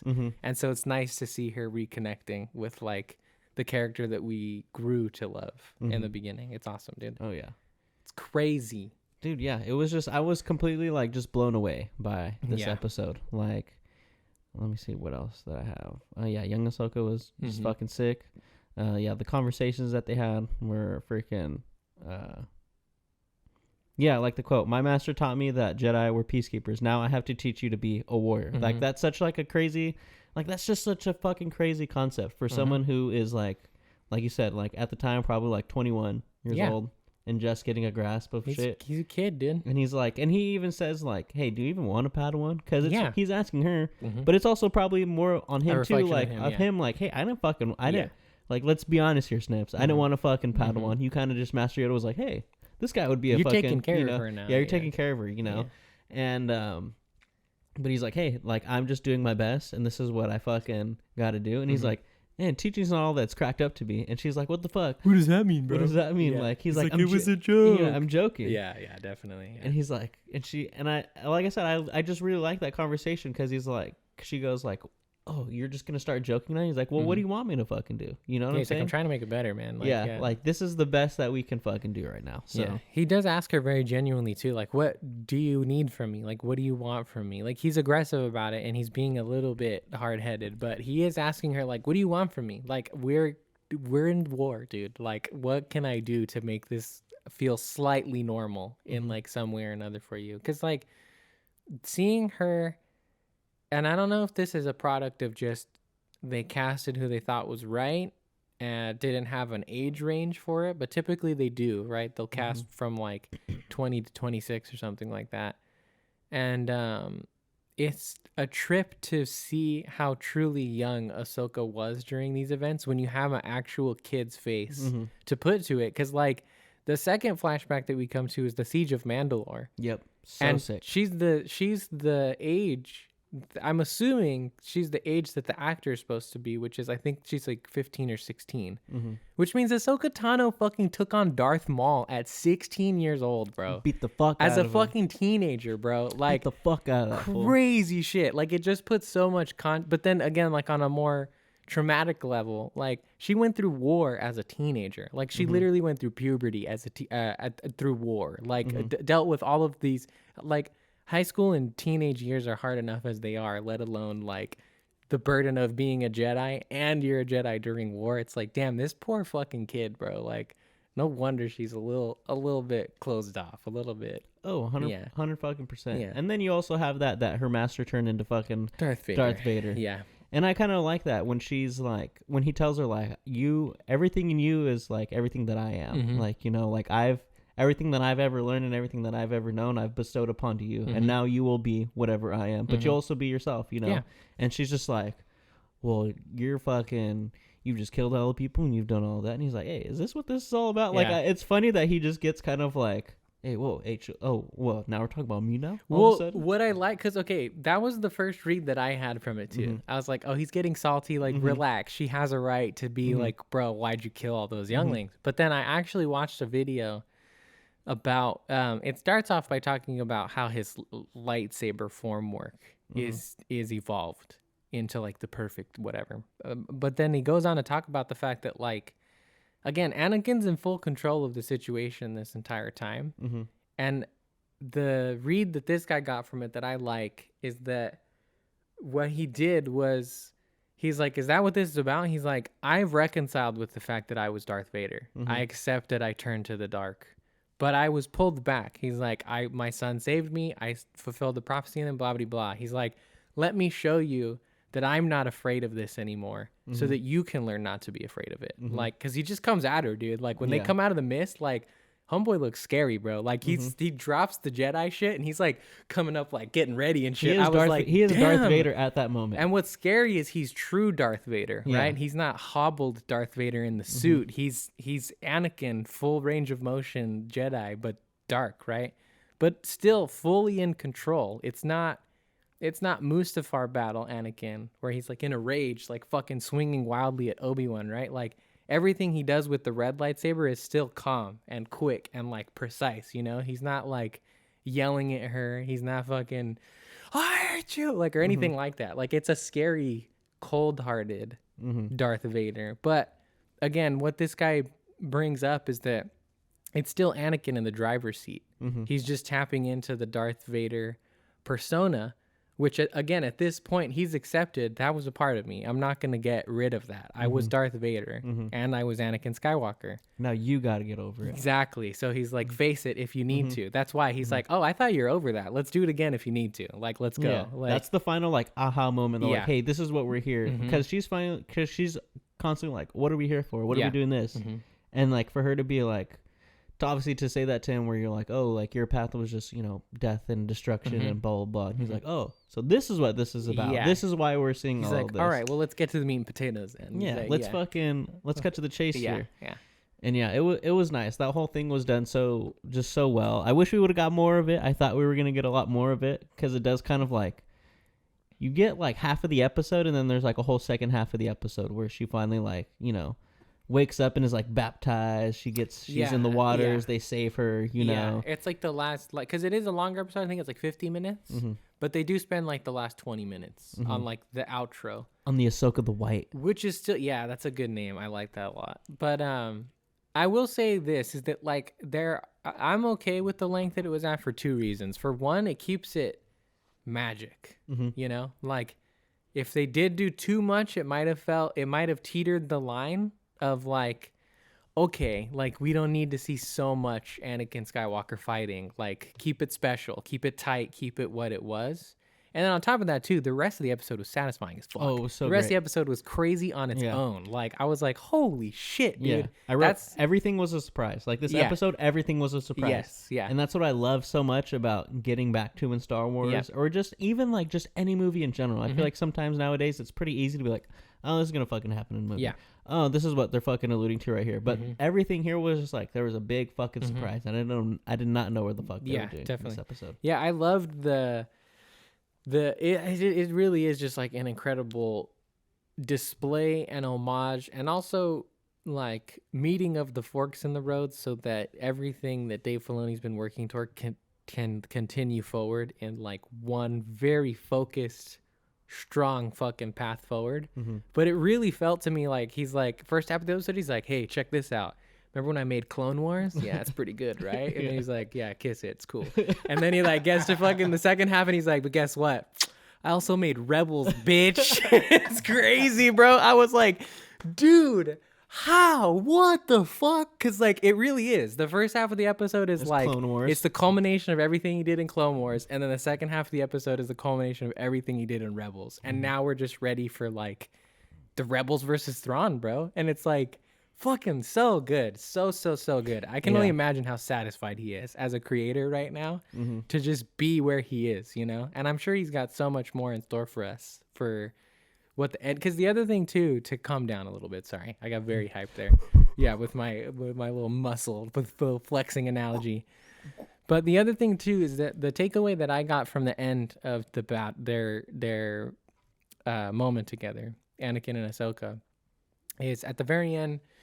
There's a really heavy flurry. Ahsoka loses her lightsaber. She like parries Anakin and disarms him and takes his, and then has the red blade to his throat. And she's teetering. You can see the reflection of the red in her eyes. She already had the darker moment that we saw where she like flings fucking what's her name, Shin Hati, right, against the wall. And then she stops. She refrains. Anakin takes a breath, comes back. His eyes come back to normal, and he says, "There's hope for you yet," and he disappears. Which, for one, again, I appreciate the restraint, right? They could have very easily done some cheesy homage, some really heavy speech. Hayden Christensen could have delivered like a famous Star Wars line, whatever, right? But they kept it like, okay, I'm done. I'm leaving. Bye. I gotta go. Yeah, like he remains mysterious. He gets to continue to live in the Force, right? But I got the idea that he is watching this, or the Force is feeling Ahsoka teeter in the previous episode, and so sends Anakin there to be like, hey, the things that you're gonna face with Thrawn in the next 3 episodes. Obviously, he wouldn't talk to her like that, but he's like, hey, the next episode 6, 7, and 8. Yeah, spoilers for the next episode if you want to know. Yeah, in my mind, what I was getting was the next shit that you're gonna face is gonna be really heavy. Like things are about to get dark for you. You need to be prepared. I need to make sure you're not gonna turn before you go on this journey. So like that's why she comes up to him. He doesn't do anything. He's like, you gonna do it? You gonna give him a dark side? You gonna kill me? And she's like, no. And he's like, good. That's the snips I know. That's what I was looking for. Yes, exactly. So she's prepared. She's ready. But I still think that there are hardships, obviously, in the journey ahead. Because 100%. You can't have her be fully 100% perfect Jedi halfway through the series. She's still got to have some struggles at the end of this. But I'm excited, man. I for sure think After seeing this, I'm like on the fence about whether or not we're gonna get a season 2 or not. I think we're gonna get a season 2. I hope we don't, but I could see us getting a season 2. I think we'll get a season 2. I think so too. I'd be down. I'd be kind of down for a season 2. I I'd be down. I don't know what they would do, but I don't know. I think we got to see where we are at the end of the 8th episode. But I feel like they've done a really good job at like taking their time, not rushing through a lot of things, and we still have like 3 episodes left, which I feel like are going to be like which is like a good solid portion to like have this next arc of whatever this definitely this season is. I don't know. I think we'll get one more season before we get the final like movie that we're supposed to get to like bring all like the Mandoverse together, you know. See, that's the only thing I'm concerned about is it's like this is so much setup and very effective setup, right? And like you said, we'll see how much of it they tie out by the end of this first season. But if I have to watch a whole nother season of setup just to get to the end of it and still not have any conclusion and have to wait for the movie to come out for all that, like I love cross-pollination between mediums and whatnot, but even that's kind of a lot of I think to be like, yeah, watch this season to get all this information, and then we're gonna leave you on a cliffhanger. Then watch the next season, but that stuff's not gonna. Because also too, I'm thinking to myself like, Thrawn's a great villain, right? But how big are they gonna make this event without disrupting what also exists outside of it, right? Because like, if Thrawn comes back in full force the way he's like quote unquote supposed to in the Heir to the Empire story, it's like Palpatine all over again. Like this is another fucking rebel war and shit like that. So I'm curious to see if they're gonna push that far or if they're gonna do something more condensed. My bet right now is more condensed. I don't imagine we're gonna get like a full scale endgame moment for all this stuff, but maybe we will. And if we do, that's cool. But I would just prefer that these next 3 episodes make them each an hour long. Yeah. And that's fine. Like I think that's more than enough time to wrap up what they've done here and come to a satisfying conclusion. Cause that's a long ass movie. And you can tell the ending of they've set up movies 1 and 2. These last 3 episodes can serve as just like movie number 3 in a trilogy to me. To me. So I hope that's what they go with. I just don't know what season 2 would like even be about. Maybe we get more Ezra in season 2 because we haven't gotten anything with Ezra. That's true. We haven't gotten anything with Thrawn at all. We've just heard his name. We've just literally just heard Ezra's name and we've just heard Thrawn's name. We haven't gotten anything with them. We know for sure we'll see Thrawn in some capacity. It's yet to be confirmed that Ezra will make like a large appearance. I still think he's going to be the cliffhanger of this season. I think they'll deal with Thrawn and they're going to be trying to find Ezra the whole time over these next few episodes. And then I have a feeling Thrawn's going to go back to the galaxy proper and Ahsoka and Sabine and Huyang, and then we'll be stranded. But they'll find Ezra. So it's like a glitter of hope in their defeat or whatever at the end of this. Next season will be them getting back. Yeah, exactly. That's what I think. That just maybe that's just like I come to realize that's just Infinity War and Endgame. Now that I think about it, it's just Iron Man. But that was really good though. So just do that. Why not? Yeah. Who cares, man? Yeah. But yeah, the ending of this episode was super sick because after we get Ahsoka's whole baptism and she wakes up, we do get Ahsoka without her headdress. Looks kind of weird. Don't ever want to see it ever again. It is trippy. If I'm being quite honest, it is trippy. Yeah. I don't need to see her bald head. Bald head. Yeah. But yeah, it was nice. We get to see live action Purgles again. We get to see them up close and personal. They look really good. Oh, they look so fucking good. Again, fantastic. The scale. I say it every week. The scale of this show is ginormous, and it's amazing because I don't think we've ever gotten a show like this that feels this big. No, yeah, definitely not. At least a Star Wars show. Yeah. This episode premiered in theaters in Los Angeles because they knew, and you can tell. Like I was jealous because I read that before, and like there was a couple of shots in the World Between Worlds, and once we get to this section where I was like, fuck, I really wish I saw that on a big ass screen. Like it would have been something to behold. When they finally see all the Purgles like in the fucking, Dude. you know, in the air, when they're like, okay, Ahsoka's got to figure out how to fucking get us there. And she's like, oh yeah, the Purgles. It was nice that it was more simple, you know, and it wasn't like, you know, we had the theory that it was like fucking burned in her hand and shit like that. Yeah. That would have been still pretty cool. I But agree. like how Dave Filoni's like, no, space whales. Yep. Yeah. And it's also I like it because it's very much like, it reminds me more of like classic Star Wars, you know, where it's like there's a plan, you know, they're gonna go and they're gonna try to stop Thrawn and Ezra, but they don't know how to get there. You're just gonna trust in the Force and go along with what happens. Like, trust in the Force. They jump in the fucking whale's mouth and she's like, so where is it taking us? She's like, I don't know. She's like, what? She's like, do you know it's gonna take us to the right place? He's like, nope.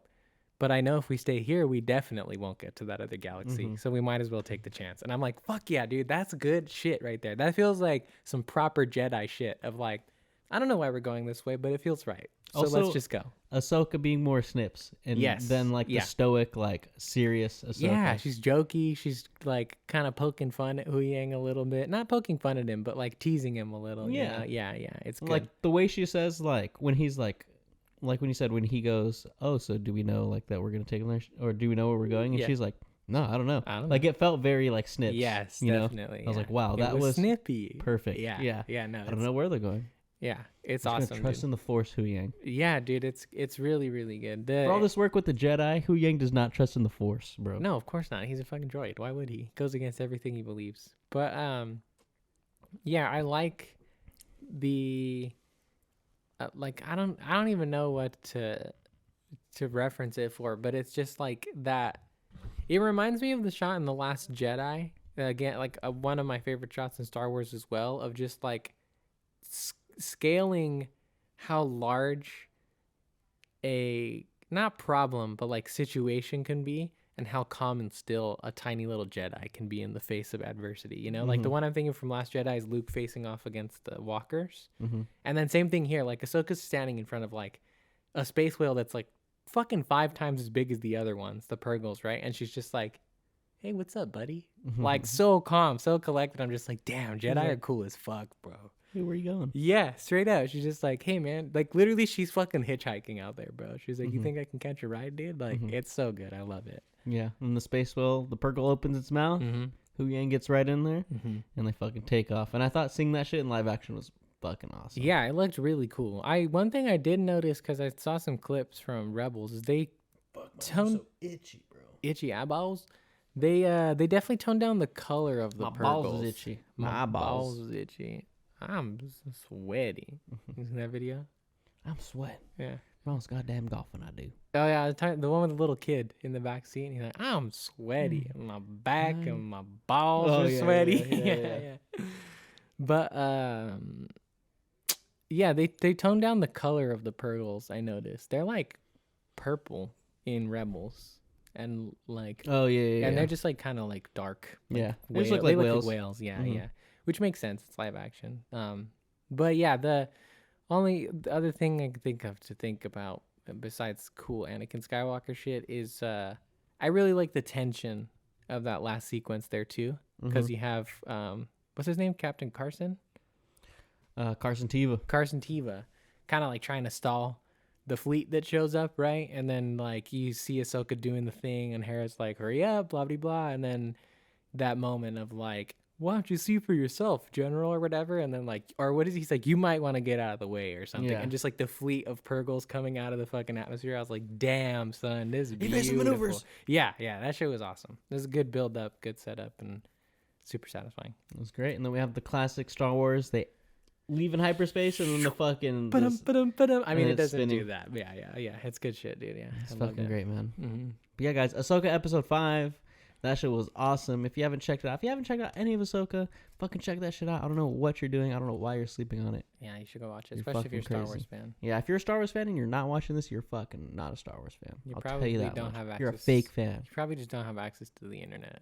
Cause if you don't have access to the internet, I don't know how you're listening to this right now. Magic. But shout out to you. Shout out to you. But yes, go check out Ahsoka Episode 5. Let us know what you think down in the comments below. Did you like it? Did you not like it? If you didn't like it, you fucking suck. yeah, did you like seeing young Anakin? Do you want to see more live action Anakin?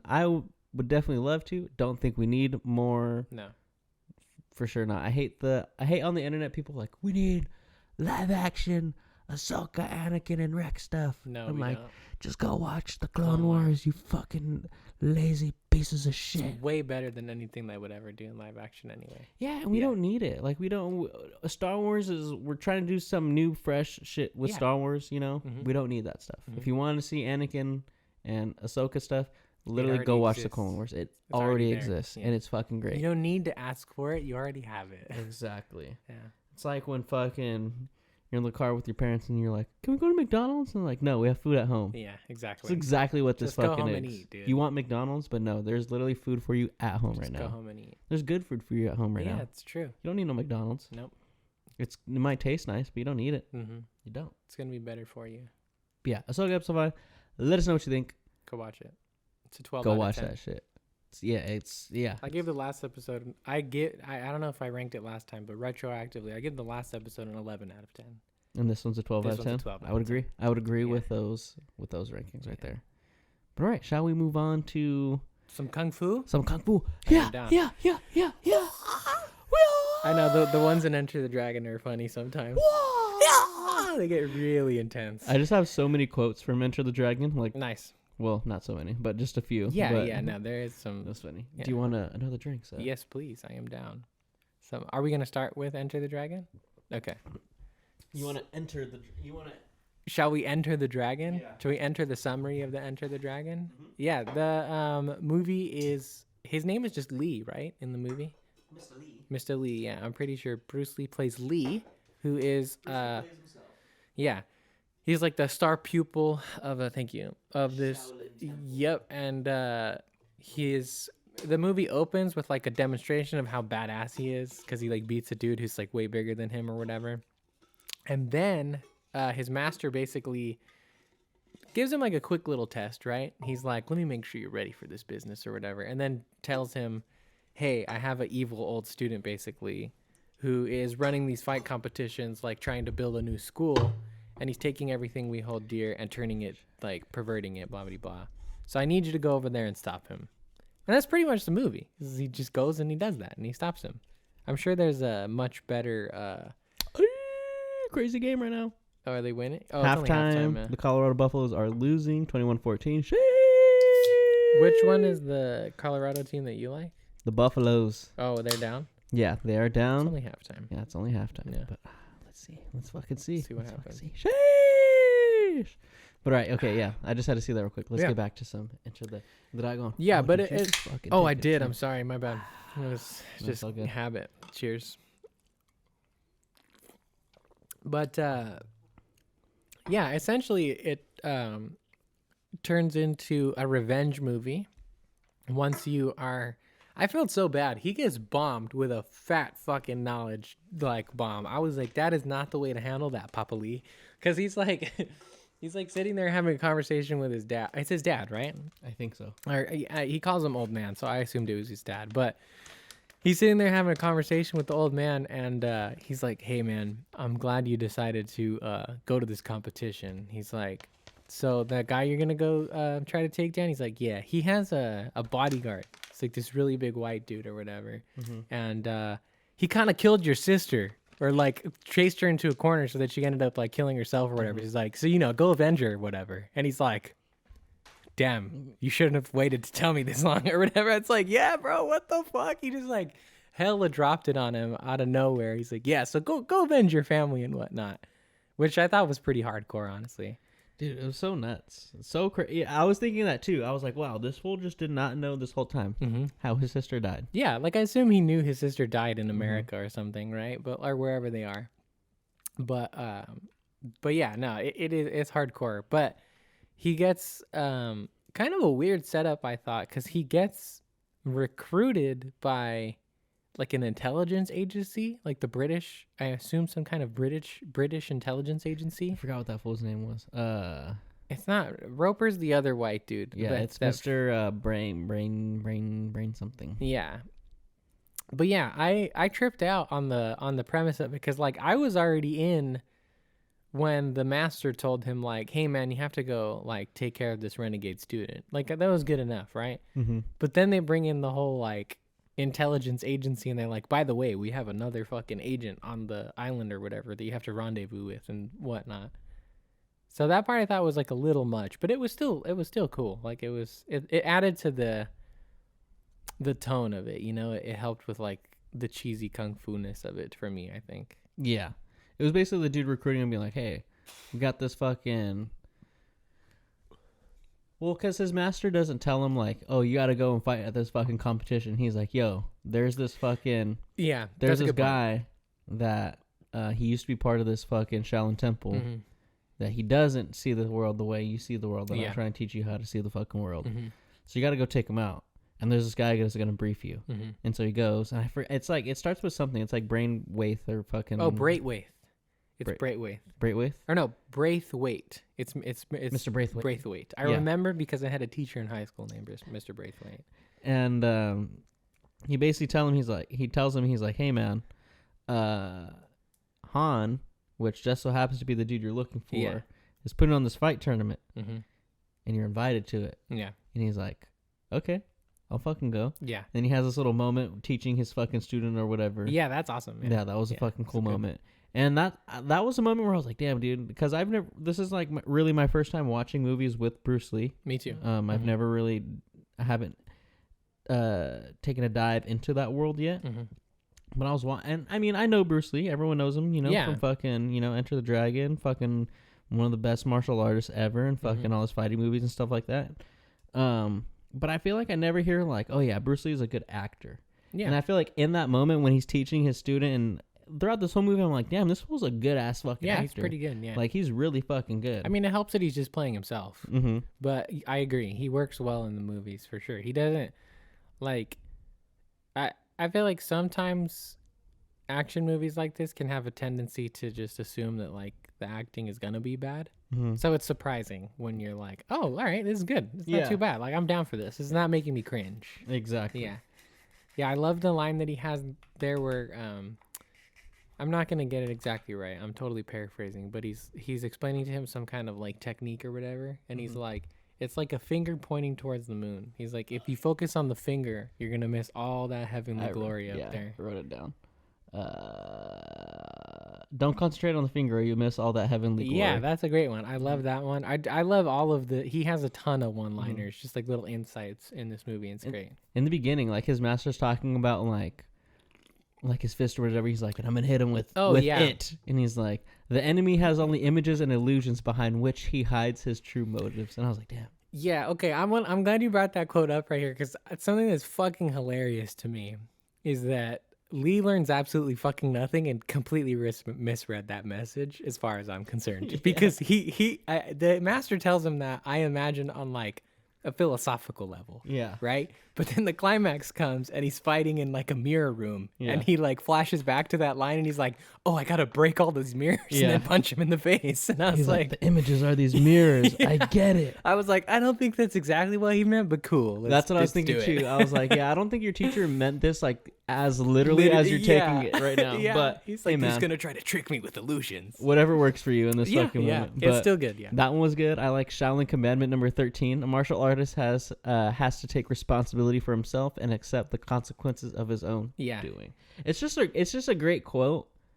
Just like you can replace martial artists like with anything. Like you just replace martial artists with a person. Like that's a human Spider-Man quote. Like too. A human has to take responsibility for himself and accept the consequences of his own doing. Like it's literally fucking. You know what's crazy is like because I recognize that one too, and then they straight up say it in Kung Fu Hustle. But it's a trip to me that in two kung fu centered like movies. That's the same. That's my favorite quote of all time, which is just with great power comes great responsibility. Exactly. So it's such a trip to see that, like ideal being held up, like even in like older ancient times and stuff. Like that's just that's a lesson that doesn't age, you know. A lesson that stands the test of time. Yes, exactly. People in any generation are always gonna have to learn that lesson. You have to accept responsibility for that shit. Exactly. But yes, so freaking Mr. Braithwaite tells Bruce Lee, hey man, Braithwaite. He's like, hey man, there's this fucking tournament, bro. You better fight in it. And Bruce Lee was like, you know what? I got you, brother. So cool, I'm down. I got you. He's like, yeah, I just found out that one of the dudes there killed my sister, so I'm down. He's like, you know what's crazy? I'm a fighter, bro. Yeah. So I would love to actually join a tournament where you fight people. Yeah, that'd be awesome, actually. Yeah. That's crazy that you just so happen to come to a person who knows how to fight. Because guess what? Yeah. I'll fight. Yeah. I'll fight. He knows how to fight the best out of anybody, too. Mm-hmm. Yeah, I like the little backflip he does in the beginning, you know? Yeah. Like all he of his, wins. like, yeah. And then they're just standing there. they're like, do the thing, bro. Do the thing. It like very much felt like the boys, you know, being like, hey, come on, dude. Do your celebration, bro. Yeah. It was funny. Do your flip, bro. Do the flip. Yeah. Oh, come on, bro. I don't want to do it. Do your flip, bro. Yeah. All right. Pretty bad, too, bro. Like, when I saw that, because that was in the trailer, and I thought it was reversed, but I'm watching the movie, I think he actually did that. I'm pretty sure he did the double back handstand into the flip, bro. For sure did that shit, There's bro. only one shot, because I was curious, especially coming off the back of the special effects heavy one that we watched in the other one. I was curious if they did any tricks, and I only saw one where they reversed the footage. It's the one where he jumps up into the tree, and it's like super silent or whatever. Mm-hmm. Only time I saw that they did any kind of like camera tricks. Otherwise, he's doing everything. Mm-hmm. Which is fucking insane. It like there's a lot of cool fucking moves and like jumps and parkour and like just all kinds of kung fu stuff. It's awesome. I was reading an article about this because I was like, damn, this must have been pretty crazy to try to just like recreate, or just to try to make, you know? Yeah. And like he definitely like, you know, fucked himself up like a few times. I like, can imagine. There's that one part when he's fighting, when they finally make it to the tournament and he's fighting that dude O'Hara or whatever, that fucking big dude. And there's that part where O'Hara like breaks the fucking the glass bottles. And they fight. I think there was one I was reading, like there was one take where he fucking like I think accidentally punched the bottle. Oh shit. And fucking like sliced him. And like sliced himself, and he had to get like 12 stitches or something like that. But crazy. like that was like nothing for him. Yeah, he probably didn't give a shit. And there's that scene with like the cobra or whatever. Oh yeah. And that fool actually got bit by that shit. I could imagine. And because I guess they wanted it to like kind of flare its fucking like its hood that it has, and it wasn't doing it. So fucking Bruce Lee was like fucking slapping it. Yeah. He does it in the movie. Yeah. And fucking it bites him. Crazy. And it hadn't been. They thought it was defanged, but it hadn't been defanged. But there was I guess the poison sac had been taken out. Oh, okay. So there was no poison. A bite. Yeah, it was just a bite. Crazy. But yeah, that fool got bit. Yeah, no. By a fucking snake. Straight up, yeah. I never want to get bit by a snake, even if it doesn't have fucking venom. Yeah, no thanks. It still sounds very painful. Yeah. I'm sure it would still hurt. I don't like getting shots at the doctor. I don't want to get bit by a snake. No, thank you. I don't like getting shots in general. Yeah. Unless they're shots of tequila. Yeah, dude, straight up, I'll take a shot of tequila any day. Yeah, exactly. But a shot from the doctor? No, thank you. You can hold on to that one, bro. You can give that shot to yourself. Exactly, bro. I never seen the doctor get any shots, bro. What's the deal with that? Yeah. Why doesn't the doctor need his shots? Why don't I give the doctor shots, that's right, bro? Trying to reverse the roles. It's only right, you know? Yeah, but we get to the island that they're on, and Lee starts to make his way to the island that they're on, and we start to get introduced to some of the other characters in the movie, right? We meet Roper and we meet Williams, like right off the bat. And I will say this, I was a little disappointed because like Roper has a pretty decent backstory, right? Like he's a gambler who's on the run, right? He needs to like pay off his debts. Williams is just there. He's just there. Like he walks into a dojo. And then he walks out, beats the shit out of a couple cops, steals their car, and is just there. And I was like, okay, why would you take the time to do the little like flashback thing if you're not going to do anything with it? Like, it didn't matter. Those flashback things also made me laugh because they happen like 3 times in a row. Yeah. You see like Lee's sister, and then it cuts away, and you get the Roper one where he's golfing. And then you get that one was good. I knew you were going to like that one. And then he gets the Williams one where he kind of shows up or whatever. But they cracked me up. They're like, everybody needs their backstory. Dude, it's so funny because, like, have you ever watched, like, the old Mortal Kombat movie? Not since I was the 90s? Like, super, super little kid. No. So that Mortal Kombat movie is basically Enter the Dragon. Oh, really? But Mortal Kombat. It's basically the same thing where you meet a character, You come along, all these other characters come along. Yeah. Fucking Roper is basically Johnny Cage. Okay. Yeah. Roper is literally fucking Johnny Cage. Yeah, I was for watching sure. this shit. I was like, dude, this fool is literally like just one for one. They Yeah. just took him from more. they're just like, you know, Johnny Cage is like, oh, we're just gonna make him like a movie star who's Yeah. like, you know, addicted to just being in the limelight. Yeah. Roper is just addicted to gambling. Yeah, Someone 100%. needs to talk to Roper for sure. Oh, Like, it's bad. this fool has a terrible fucking gambling yeah, problem. it's really bad. Yeah. He's golfing. He's fucking gambling on, you know, on a fucking putt. Mm-hmm. And then he freaking already owes money to like this mob. Yeah. You know, he hits a ball like out of bounds, Yeah. and then these mobsters come up and they're like, "Hey, you owe us money, Roper." Yeah. And he's like, "Come on, man, not till Monday." And they're like, "No, Roper, we need the money, money now." now, yeah. And he obviously beats the fuck out of him because Yeah. he's fucking Roper. You know, Roper's not gonna not beat the fuck out of him. No, I will say this, and I'm just gonna say it now to get it out of the way, which is that I don't know if this was done on purpose by Bruce Lee and team to make him look even cooler, or if they were working with what they had with the actors. But like, it's wholly unbelievable that any other character in the fighting tournament besides Lee would be able to handle their shit. Cause like, Bruce Lee's form and everybody else who's populating the extras are very obviously actual martial artists. Versus like these are white dudes who learned karate in like a weekend. The only other one that looks somewhat believable is Williams. And even he doesn't look that great, and they make an excuse for it, which like Han tells him like, "Oh, you fight pretty non-traditionally." He's like, "Yeah, I have my own style," or whatever, you know? But yeah, for sure I was like, okay. I was asking myself, I was like, did they hire the actors and for the acting roles, which I don't think they did because they're not heavy duty acting shit, and then teach them the fucking moves? Well, I mean, Or Roper's who? John Saxon? No, yeah, but I'm just saying the role doesn't Yeah. ask for a lot. It's not Yeah. like a deep Oscar worthy shit or anything, right? Or was Bruce Lee like, no, I'm going to cast a bunch of people who can't do anything so that when I do my stuff, it looks that much more insane, even though it's already insane. You know what I mean? Like, Yeah. I did wonder if it was strategic. I don't know if he was like casting hella people because this was a movie that was brought to him. So okay. this was a movie. It used to be called Blood and Steel. Oh, okay. Yeah, and then it got The new changed. title's better. Yeah, and then it got changed to Enter the Dragon, which is fucking sick. Like, Yeah. what does Enter the Dragon even fucking mean? Who I don't cares? fucking It sounds know. awesome. It sounds provocative. It doesn't even matter. Gets people going. Yeah, man. But so I mean, it was funny because like the article I was reading too, like there was like a bunch of shit that went on. Like it was like rough at first trying to get this movie like going. I can imagine. Like I guess Bruce Lee was like also like really nervous and like so he took a while for him to get him to like to set or whatever. One of the things I was most surprised about was the opening credits Mm-hmm. to discover it's like a Warner Brothers movie. Yeah. I had assumed this would be something that he would make with like a film team on his own. But yeah, it's like a full-on Hollywood movie. No, because he had like a couple movies like before this, and then this was the one that like thrust him into that fame. Sure. But then he died like short after. Okay, yeah. So but yeah, it was hard to get him to set at first because he was just nervous. Mm-hmm. Just anybody probably gets fucking nervous, you know.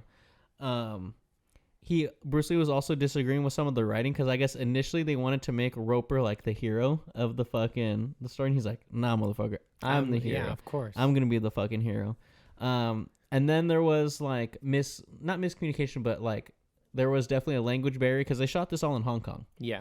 So there's a language barrier between like the American like writers and filmmakers and everything like that, and then also everybody else. the Chinese like filmmakers and everything like that, and then also the technology. Like I guess like at that time like the stuff in like China or whatever wasn't as like advanced as the stuff like in America, Okay. and so like there was big disagreement on like what to use, you know, and stuff. So they had to make like go to like a middle ground of some stuff that maybe is a little bit older, versus stuff that's a little newer. But well, I mean, fucking works out, dude. I was gonna say, even with all those hiccups in mind, that makes the movie more impressive because, like, you don't really notice it. I don't think like it feels like it was executed well. I'm not gonna say like flawlessly or anything like that, but it feels like it was executed well for sure. So it's a really good fucking movie. yeah, it's well made. Yeah, I understand why this is like heralded as like the best fucking martial arts movie like ever. Yeah, I was pissed because the list that I watched, I told you it was Kung Fu Hustle and then Enter the Dragon as I think 3 and then 2. And then number 1 was Kill Bill Volume 1 and 2. Fuck no. Yeah, I wasn't down with that. Fuck that bull. not I down love with that. Kill Bill. But it's not a kung fu movie. It's kung fu inspired very heavily for sure, but it's a drama. Inspired for sure by Enter the fucking Yeah, Dragon. but it's not a kung fu movie. No, It's it's not even the best one. No, it's not for even sure not close. even the best one. It's dude, up there. It's in the top 10. I don't even think it's like close to Kung Fu Hustle. It's for sure not close to Kung No, Fu but Hustle. also too, Kung Fu Hustle is my new favorite kung fu movie of all time. Dude, Kung Fu Hustle just snuck into my like top 5 favorite movies of all time. Bro, I've been sure. watching that since I was a kid, bro. I'm sad that you missed that when we were little, but I'm glad that you have seen it now because that one's a banger, bro. I'm so excited to get to that one. Pleasantly surprised by Yeah. Kung Fu Hustle. But yeah, Enter the Dragon. To get back to Enter the Dragon, everything was just fucking. I was pleasantly surprised by this movie. I think, obviously we were born in the 90s and we are very privy to a lot of very good effects and stuff like that, growing up. So it is one thing. I am a little bit hesitant to watch older movies sometimes because I understand like maybe the effects aren't there, blah blah blah. Yeah, it's hard to put yourself in like the historical shoes sometimes to appreciate something. But I have come to love and appreciate older movies like this, especially when we watch movies like, like Shaft and stuff like that, and then like Willy Wonka, and seeing like the creativity behind, movies back then, them not having the effects that we have today, and really having to do a lot with a little, So that's one of the reasons why I love this movie. Like, there's not a whole lot, like, in terms of like, I mean, no, I don't want to say that. So there is a whole lot, like the sets and everything. The atmosphere of the movie feels very big, and I love that. And I love that you very much feel like a part of the movie. Like I love the set designs. I love all the colors. Like when you go to like the island or wherever you go, you feel very thrust into like the culture, when they have like the party there that first night, and seeing everything that's going on, like they treat that was fucking beautiful. Yeah, they treat Han almost like an emperor, like they all like stand at attention when he walks in the room and stuff. So you get and I feel like it also just has very classic, like secret island vibes, where like everything on the surface is very like pristine and nice, and there's like a veil of civilization there that makes it seem like a normal island, but then there's the underground seedy like laboratory they're fucking cooking shit down there and whatever, and it just felt very classic to me, of like if it like Incredibles is the first thing that's coming to mind, but only because that's what we saw when we were little. But like I feel like every island I see in a movie like this is like, welcome to this beautiful like landscape, but they're fucking doing bad shit underneath or whatever, and it's just good. It just felt classic. Classic movie. Bruce Lee, obviously one of the greats, one of the best to ever do it. Sad that he didn't get to live to see the fruits of his labor and stuff like that, like this is the movie that really pushed him to like, Bruce Lee is fucking Bruce Lee, but it was a fucking fantastic movie. I love watching it and thinking about all the different things that it inspired. Yeah, definitely. Like we're talking about, like fucking shit, like Kung Fu Hustle. Like Kung Fu Hustle is pretty much just like a love letter to all of like classic movies in general. Like Kung Fu movies just in general. Yeah. Things like Kill Bill. We probably wouldn't get Kill. I mean, we might have gotten a Kill Bill, but probably not like without like Enter the Dragon, without an inspiration from that, and stuff like that. Especially with how heavily that Quentin Tarantino in particular was like influenced by Kung Fu movies. Yeah, you might not get a Kung Fu Bill. Kung Fu Bill. A Kill Bill, sorry. Yeah. If this wouldn't have done as well, we probably wouldn't get stuff with like Jackie Chan. We probably wouldn't have gotten like Rush Hour or anything like that, know? So it's like, even all the way to nowadays too, like I could even imagine something like what's the one Simu Liu was in? I'm fucking blanking hard. Shang-Chi. Yeah, we might not even, I'm sorry, I know. We might not even have gotten something like that if this didn't start the popularity in Hollywood of like, hey man, people like to watch people beat the shit out of each other kung fu style, like. But I think also bringing like different cultures into it, like even like this, and then even like Shaft, like culturally different than probably a lot of movies Americans were watching back in the day. Definitely. And those like being thrust into like just the limelight and just having the success that they did, just spawning like whole different genres and different cultures being able to make different movies now and stuff like that, I think is the beautiful thing when you like look at these things in retrospect and stuff like that, Yeah, no, I agree. Yeah, that's popped into my mind hella random, but like the dude who plays Zorro in the live action One Piece. I think his name is like Makenyu or something like that. Mm-hmm. He's a Japanese actor, and he was talking about that in an interview circuit for another movie that he's in right now. But it looks kind of cool. I want to watch it. I'm fucking forgetting what it's called, but like it's super special effects heavy and whatnot. But he brings up the same thing of like, it's we have these. It almost has to happen again, right? Like with the new standard of movies, you had a lot of great action movies in the 70s and 80s and stuff like that, and then you had to inject the culture into it, right, in that style. And it's the same thing now, where like we have these big budget tentpole action movies and whatnot, but we're only basing them off of like not even just like Americans. Well, it is, because comic books are like the comic books that we make movies off of are American, right? But like it's pop culture and like superheroes for the most part. Like you don't see a big, like RRR is the last one I can think of that was like a big budget action oriented like foreign film. You know, that was the I think it's Indian. I can't remember. Joey would talk it up a lot back in the day. It's on Netflix. Oh yeah. RRR, yeah. But you don't see that a lot. And so like, yeah, maybe it's time for that again, you know? Inject the culture into what people are liking now and loving now, but go like full on with it, you know? Like this fully embraces the like Shaolin monastery aspect and like the idea of like the ideology behind kung fu, not just using it for like an excuse to choreograph cool stuff.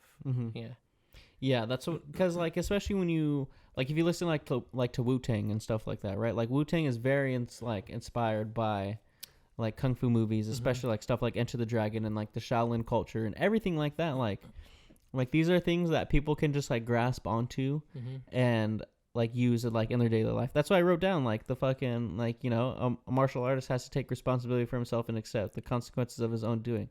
Like that's something I can hear the RZA like saying and being like, you know, like you're a martial artist, man. Like these words, you know, it's like blah blah blah. Like it's something that is very like tangible and something you can grasp onto and use like in your daily life. Yeah, you know? definitely. And it's nice getting something like this that feels like a little bit more grounded and like realistic, you know.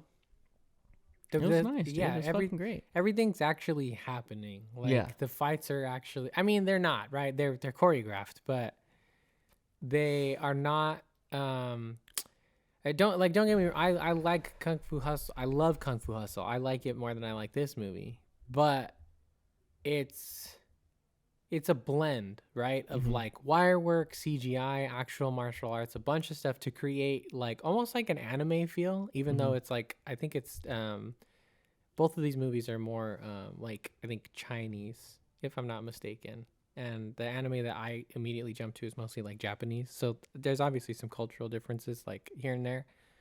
But it's nice to see everything actually happening. Like the choreography is tight. It's not like over the top like you know, like they're tight, quick strikes. Like they feel like real martial arts tournaments videos that you'll see if you watch YouTube. They're not fucking trading blows like fucking Naruto and shit. They're like hitting each other and then they have to separate for a bit and then they come back and they do another quick round and then they like it feels real. It feels tight. It feels good. Yeah, that's one thing I noticed. Like the choreography felt just everything felt intentional. It felt super real. It felt like it could actually happen. I love the aerial shots of like when we have the flashback with Bruce Lee's sister. Yeah. And there's that like shot from the air and she's like fighting off all the dudes. Yeah. Like that shit was like sick. And I love that there's so many moving parts to that stuff. It's not just like a lot of the times nowadays, like if you see a fight scene, it's like you'll have like a close up between the two dudes that are like fighting, and that's just it, right? And then they see them running and chasing each other through the city. Yeah. Whereas this, you have such like a wide angle view, like you see everyone moving. Like one guy gets knocked down and he's like still like moving, but then he like gets back up, and everything is like everything bounces off each other, right? Yeah. One person gets hit, another person's behind him, and then they go and they fucking hit, and then you know it's everything is so precise and it feels so intentional. And I was like really blown away by the level of choreography in this movie for sure. Yeah. The only time they lose that groundedness a little bit is at the end of the movie, because then Bruce Lee just starts chopping down like 20 dudes in a row, which like fine, I don't care, I want to see it, right? But it does take He could really do that. That's what I'm saying. I don't give a shit. Like, it's wholly believable to me. I'm just saying it definitely shifts in tone, where like they allow him to be superhero Bruce Lee at the end, where like leading up to that he was more reserved, like calm, collected, like I'm only gonna strike when I need to. But then at the end, he's full on just like taking on like a horde of dudes. Yeah, it's awesome. It's good. You got to have a little bit of both, right? You have to. The one that was I'm not going to lie. I laughed a little bit just because the thought popped into my head. But the one where he kills O'Hara just looks to me like he's taking a fat shit, bro. He jumps up and he just, or whatever, all hardcore. And I was like, I understand the emotion. You just murdered the man with your bare feet who killed your sister. Like, for sure you're in some deep heavy shit right now. I feel it, but you look like you're taking it down. Yeah. I mean, I loved it. I loved all like the slow-mo when he just was like, yeah, and he really he's just fucking cut, dude. Like, that fool is just he is crazy. I was pretty surprised because like I mean, like, I figured he would be fit, obviously, but he definitely like cut or whatever. I don't know. He's muscular. Terms. He's pretty muscular. But he's there's not definition though. You Yeah. see the muscles. He's toned. He's freaking cut. Like, it's that feels fool's like fucking ridiculous. First run at like some fucking Marvel contracts and shit like that, bro. Like, he looked good. I was very surprised, and it's crazy too because like, again, probably just a testament to the choreography, but like a lot of the still shots that they would have with him blocking moves too just have like angles of him like flexing. It's so funny. Like, you just see him and like, I swear to God, all he needed was just look at the camera and be like, see that? Like, it's like, it's like right on the edge of like, it almost feels like an exhibition movie. Like, there's a story there and it's pretty good. It's not anything to write home about, right? You've probably seen it in another movie before. Just go stop the villain, save the girl. That's what you gotta do. And you're good. But what I think it really is, it's an exhibition for like the skills and abilities of Bruce Lee. Like, you get just to sit and watch him for an hour and 40 minutes, I think. Just do crazy superhuman shit. Yeah. And it's awesome. It's fucking great, man. Yeah. You just see him do great shit, and it's freaking great. Some of my other favorite quotes: "The art of fighting without fighting." When they're talking to fucking what's that fool Parsons or whatever. Yeah. Fucking that fucked up dude. Yeah, that's Parsons is the dude on the boat, right? He like strands in the back. Yeah, that was funny. He got his shit wrecked too. The other one I like is when Williams goes to talk to Han, right? And he's talking about, oh, your fighting style, blah blah blah. And I forget what they're talking about, but he goes, "Mr. Han, suddenly I'd like to leave your island." Yeah, that was a good one. Yeah, that was funny. Yeah. And then Mr. Han's like, "Oh, sorry, like, you can't do that." Yeah. And then right after that, he goes, "Bullshit, Mr. Han, man." Yeah, I know. I think that was like Warner Brothers white writers at the time trying to be like, oh, he's gonna get ghetto on him now, bro. You know what I mean? Like, he was like turning on the I was also like, ooh, okay. Felt like if it was Shaft, I'd be down. But in this movie, it feels like it feels a little too wonky. It feels funny. Suddenly, I'd like to leave your island. That shit's fucking funny. I'd like to leave your island. God damn, dude. I need the Buffaloes to win, brother. I need the Buffaloes to win, man. One thing I will say that I enjoyed more in the next movie that we'll talk about is in this one, there were times where I was like, not fully sold. You know me, I always try to surrender to the rules of the movie. Yeah. Right? I'm not gonna try to apply real world logic to anything that happens in a film because it's fake. But coming off the back of Kung Fu Hustle, they make it believable that like smaller stature people can beat the shit out of people that look stronger to them based off of the like special abilities that they have. In this movie, I didn't get that feeling so much because it is just regular martial arts stuff. There's no like special moves. So like that fight in particular, I was like, Williams would fucking slam Mr. Han in a second, bro. Like, that's an old ass man that could not take this probably like almost 6 foot, if not 6 foot dude who's like clearly in shape. Like there's a couple moments there. Same thing what I was saying earlier with like the choreography of like the bigger name actors where like it's just a shame when the level of showmanship and mastery of martial arts is on the level that it's on with Bruce Lee, and it doesn't apply to everything else in the movie. Yeah. Which is again why I'm thinking like maybe it was on purpose, maybe it wasn't, who knows, but like yeah, there's just times where I was like I wish they would have studied their moves a little bit more. So you know what I mean? Like not Bruce Lee puts the most effort into this movie compared to anybody else. Some of the rest of them were like maybe phoning it in a little bit, or maybe that's just what they could do. That's like the length of their abilities. Yeah, Roper was cool. I didn't feel like Roper was bad. No, he wasn't. He felt more cool. like a slugger too, you know? He's like the American Joe kind of guy and whatnot. Okay. Bro, have you seen Zac Efron recently after like his accident and from what he said in his story, his like mouth has just changed shape or whatever? Tell me that's not what fucking Roper looks like, bro. Yeah. Full straight up, I looked it up when I saw it. I was like, is Zac Efron related to John Saxon? And they're like, no. But people on the internet too were like, there is an uncanny resemblance. Like, he looks pretty close. Yeah, for a second I was like, damn, does he come from Hollywood royalty, bro? Because I've never, as far as I can remember, I've never seen John Saxon in anything else. But his face is familiar to me, and the name is very familiar to me. So, like, I know he was like a prominent star back in the day. I think there's also like what was he in? I think there's also a famous like sports player whose last name is Paxton. Oh, Bill Paxton. No, Bill Paxton's an actor too. I don't think he was a sports player. Bill Paxton was in one of the Predator movies. I feel like there's like a John Paxton or something like that. Oh, he was the cop in Nightmare on Elm Street. That's what I remember him from. We watched that for the podcast, right? Yeah. Oh, there's a John Paxton. That's the guy that's the dude from Predator. Yeah. But yeah, Enter the Dragon. What would you rate Enter the Dragon?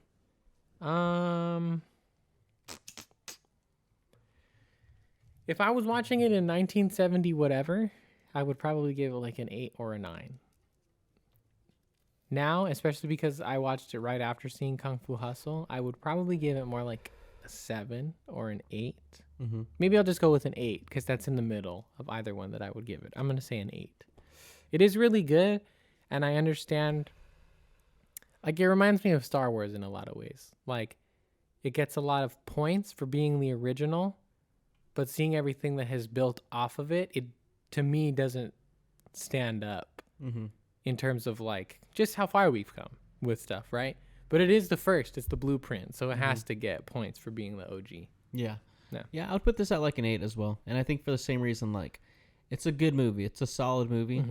The choreography is astounding. Like, it's fantastic. Bruce Lee is obviously Bruce Lee.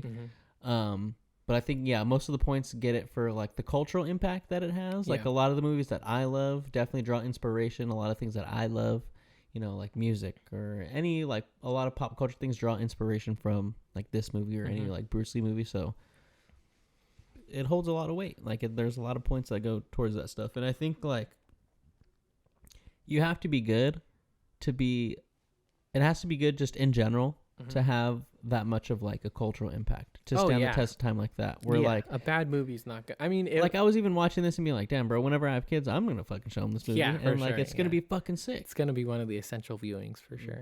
Yeah. Yes. Yeah, guys, Enter the Dragon. Go check that shit out. Very good. I watched it on YouTube. So did I. So, yeah, do with it what you will. Let us know what you think down below. I don't think it's streaming anywhere, but if you find it, let us know, because I would rather stream it on something I already have than to. I mean, I don't care. YouTube's fine. Yeah. YouTube's cheap enough. I spend $3 every time I want to rent a movie. Exactly. So I'm cool with it. But yeah, let us know what you think down below. Do you like Enter the Dragon? Had you seen it before? Is this the first time you're hearing about it? And are you going to go watch it? And if you did watch it, let us know what you think. Very curious. But yes, now time to move on to the bathroom. The bathroom. My guy's got to go to the bathroom. Like usual. But yeah, set up Kung Fu Hustle. I will set up Kung Fu Hustle. Let me check. I need to check on this fucking game, dude. I need the Buffaloes to win. I just want the Buffaloes to win because gotta support the team. But they're fucking badass, bro. They're fucking badass. But yes, guys, next we're talking about motherfucking Kung Fu Hustle. And this is the first time I've ever fucking watched this shit before. I had never seen it. Obviously, I've heard about it. It's definitely a very popular movie. But your boy just never seen it before. There's a lot of movies I haven't seen before, and that's all good. There's so many fucking movies out there. How am I gonna watch every single fucking movie? But yes, this is directed by Stephen Chow, written by Stephen Chow, and also starring Stephen Chow. When the helpless Sing and his dim-witted pal Bone try to scam the residents of Pigsty Alley into thinking they're members of the dreaded Axe Gang, the real gangsters descend on this Shanghai slum to restore their fearsome reputation.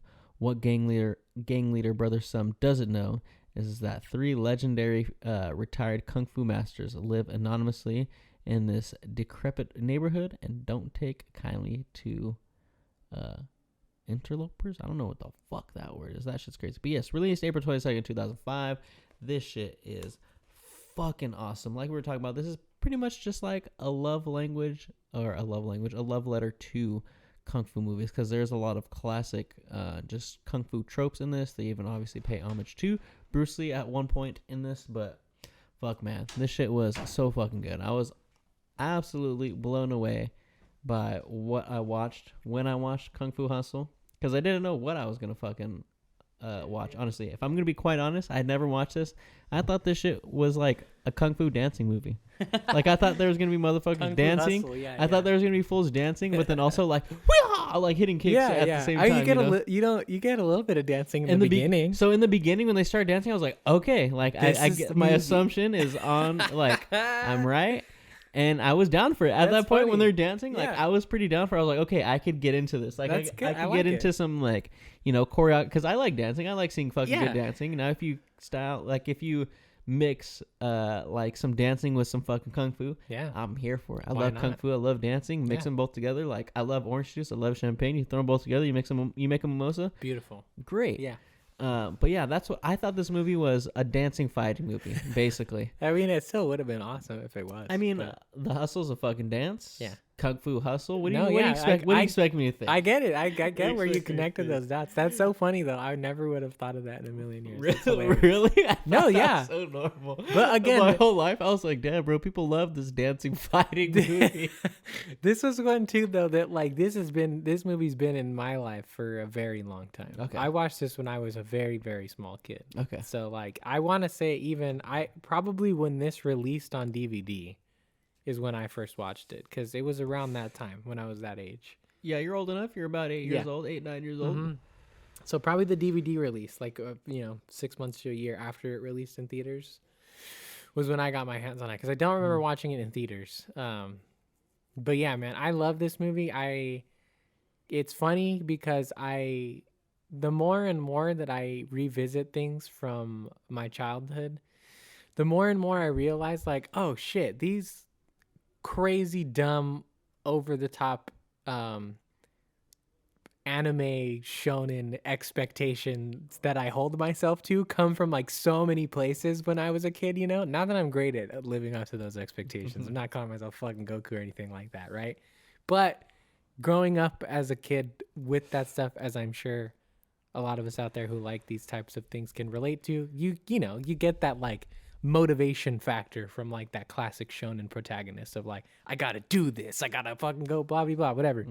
And it was a trip to see those things in a movie that I did watch so much as a kid, because like I was under the assumption that this was gonna hit like a lot of other things where I would be like, oh yeah, I kind of remember that, or like, oh yeah, I do remember this part, or like, oh yeah, I do remember that. Like, bro, I must have like seen this movie 100 times when I was a kid, because it has been a long time, but every single frame of this movie was like watching a video. Like, I was like, holy shit, I do remember that. Like, I know all of this shit or whatever. You know what I mean? So like, it was a special rewatch for sure, and I really enjoyed it. It was super cool. I like it a lot. Yeah. Nice. Yeah, I love when I can rewatch it and be like, damn, I remember it, but I don't remember it like this, Yeah, definitely. It's a new light, new context. I laughed at a lot more jokes this time, for sure. It's a funny movie too, I think. I love the comedy in it. It's a great movie.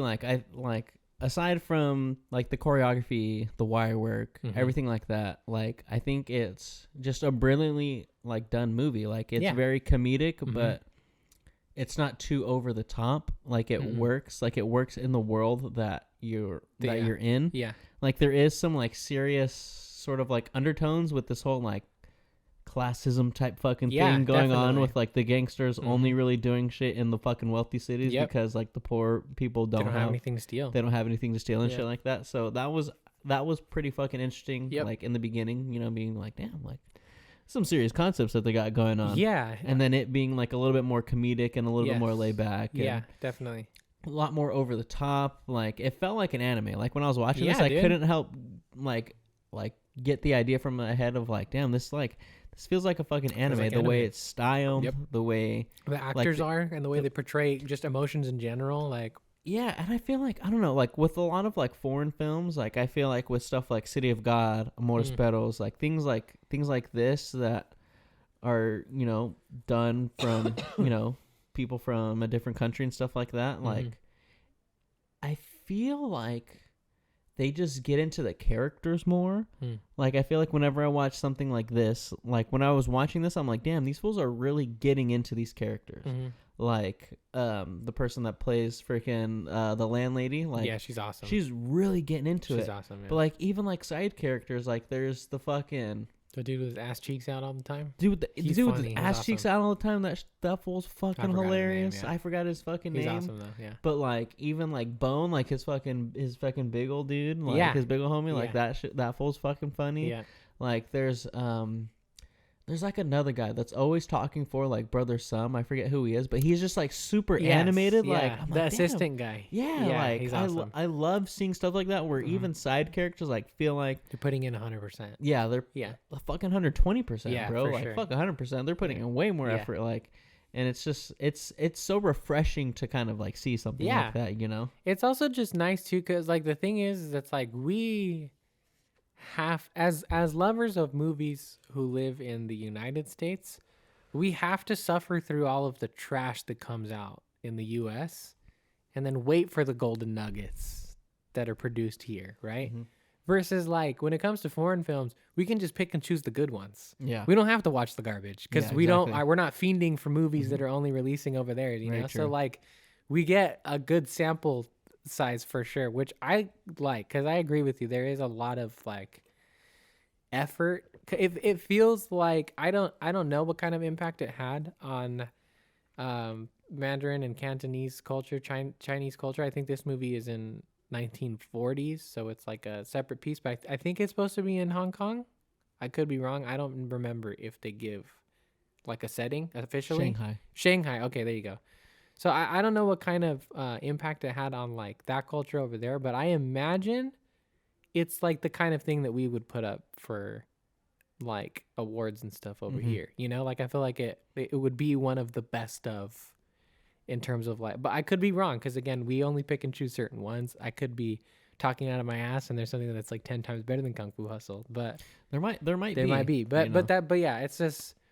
It's fun. It's nice that we get to pick the good ones. You know, we get to watch the good stuff because this is a really, really good one. I think that for me, the thing that I noticed more than anything this time around, and this came with like remembering everything that was to come, right? Like how the movie played out, is I loved how well every single character, fighting style, and fight scene is set up. Yeah. It's like really smart, like better than a lot of anime that I have watched. Like in terms of like unfolding a story and your players in it, and also the power scaling, bro. The power scaling in this movie might sound like a stupid thing to say, but it's fucking top notch, bro. Like it's really good because you have at the very beginning of the movie when you're introduced to Pigsty Alley, which I will say this too, is it's a wonderfully distinct location.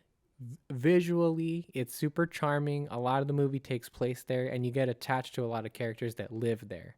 So you feel an attachment to this tiny little village, right? That is under threat by the Axe Gang and then eventually like the Beast and whatnot. But as soon as you get introduced to the little complex or whatever, you see all of the main fighters that are going to kick some ass through the rest of the movie demonstrating their special technique in like a subtle way that's just serving the day-to-day ongoings of the village, right? So like the dude who's really good with the staffs is like kneading some dough with like some rollers and stuff, but he's got some like combat ones in the back. Homeboy who owns the tailor shop, his rings are like up in the rafters and stuff, you know? Dude who has the crazy kicks and stuff is like lifting pounds and pounds of fucking like feed or some shit onto his back. That shit was so funny when he's like there and he has like the other one. He's like, "Come on, guys, you guys forgot," and he just grabs it with his foot and kicks it up real quick. I loved it. See, but so that was another thing too that I'm glad you brought that up, because like I think this is so exciting to me right now, because like I think I've only told you little bits and bobs about this. I'm not going to fully talk about it now, but I have a story in mind for like movies that I would very genuinely love to make one day with very much amounts of money. If I can maybe ever make movies, who knows? But I decided to myself, fuck it, I'm going to think about it. And like it is very much based off of the idea that you can do this type of stuff live action. And I appreciate seeing it done in 2004, because like that's such a simple little thing that I think goes a long way towards showing powerful characters. Of like, it's a funny gag, right? But the fact that this fool probably has like hundreds of pounds on his back already and can just kick another one up like that and catch it, like not only the strength but the balance to do all that, like plants the idea in the viewer's mind. Also the precision to do that as well. Yeah, like, yeah. You got to be able to kick it up. You got to be able to catch it, but you got to be able to kick it up in the spot right way, like in the right way to just freaking to catch it. Yeah, but it just they do such a good job. Same thing with the landlady, and even the landlord too, right? Her husband. You get these little glimpses of like the thing. Yeah, dude, fuck yeah, bro. She's savage, dude. Yeah, when she fucking smokes down the whole ass cigarette. Yeah, that's just bad. But you get these little glimpses into like their greater power that they display later on, and it's so well done. It's so good. The foreshadowing of that stuff is really good. I was super surprised by it watching it again. It's awesome.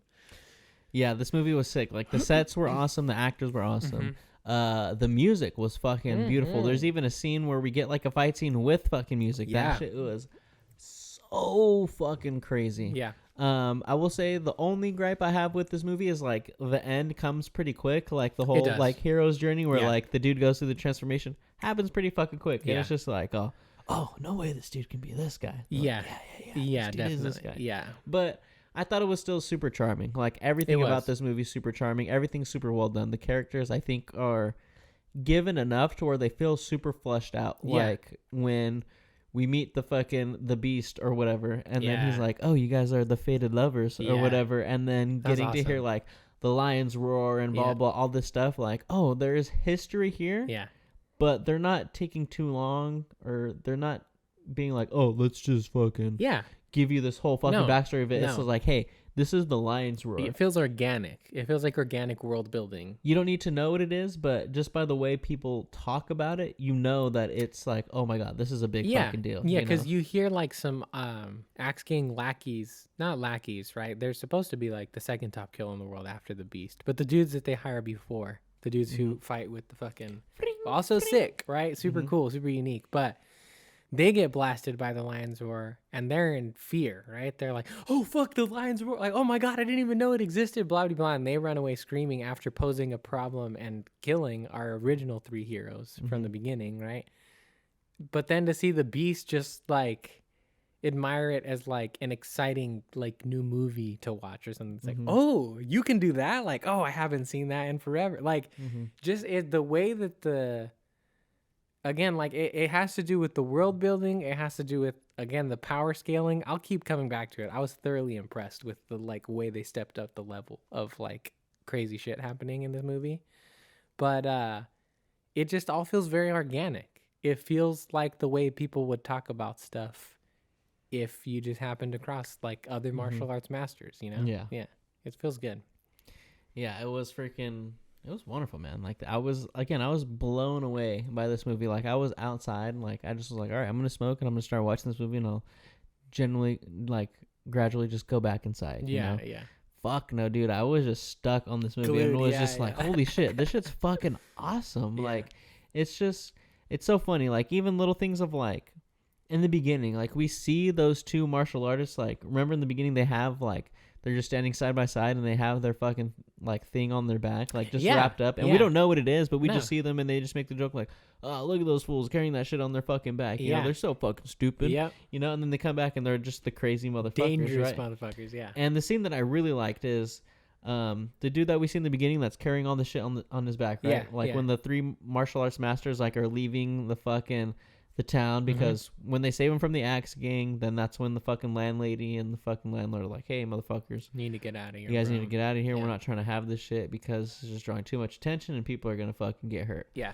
So they, you know, they decide to leave and they're taking off, and then the guy's walking and you just hear like, you know, like little strums of like music. Like, I don't know what instrument that is, but you just hear a little, you know, and you see like, these fucking bushes get chopped off. There's a fucking cat whose head gets fucking chopped off. Dude, I know, hardcore, like, super fucking crazy. And then finally the guy turns around and he sees him and just, nope, you just hear the music and you just see like his head fucking fall off. Like that was such a beautiful fucking shot. It is. No, yeah. And it's like, it does a really good job of setting up the threat too, of like what's to come. Because then they start to go after the other two. And you're like, oh damn, how are these fools gonna handle it or whatever, you know? Like, all right, he kind of got taken off guard, but like, are they gonna be able to take him on? And like, no, they can't. But so wait, who was your favorite out of those three martial arts masters? The original three, probably the dude who does the staffs. The staffs? I think he was my favorite. Yeah. Yeah.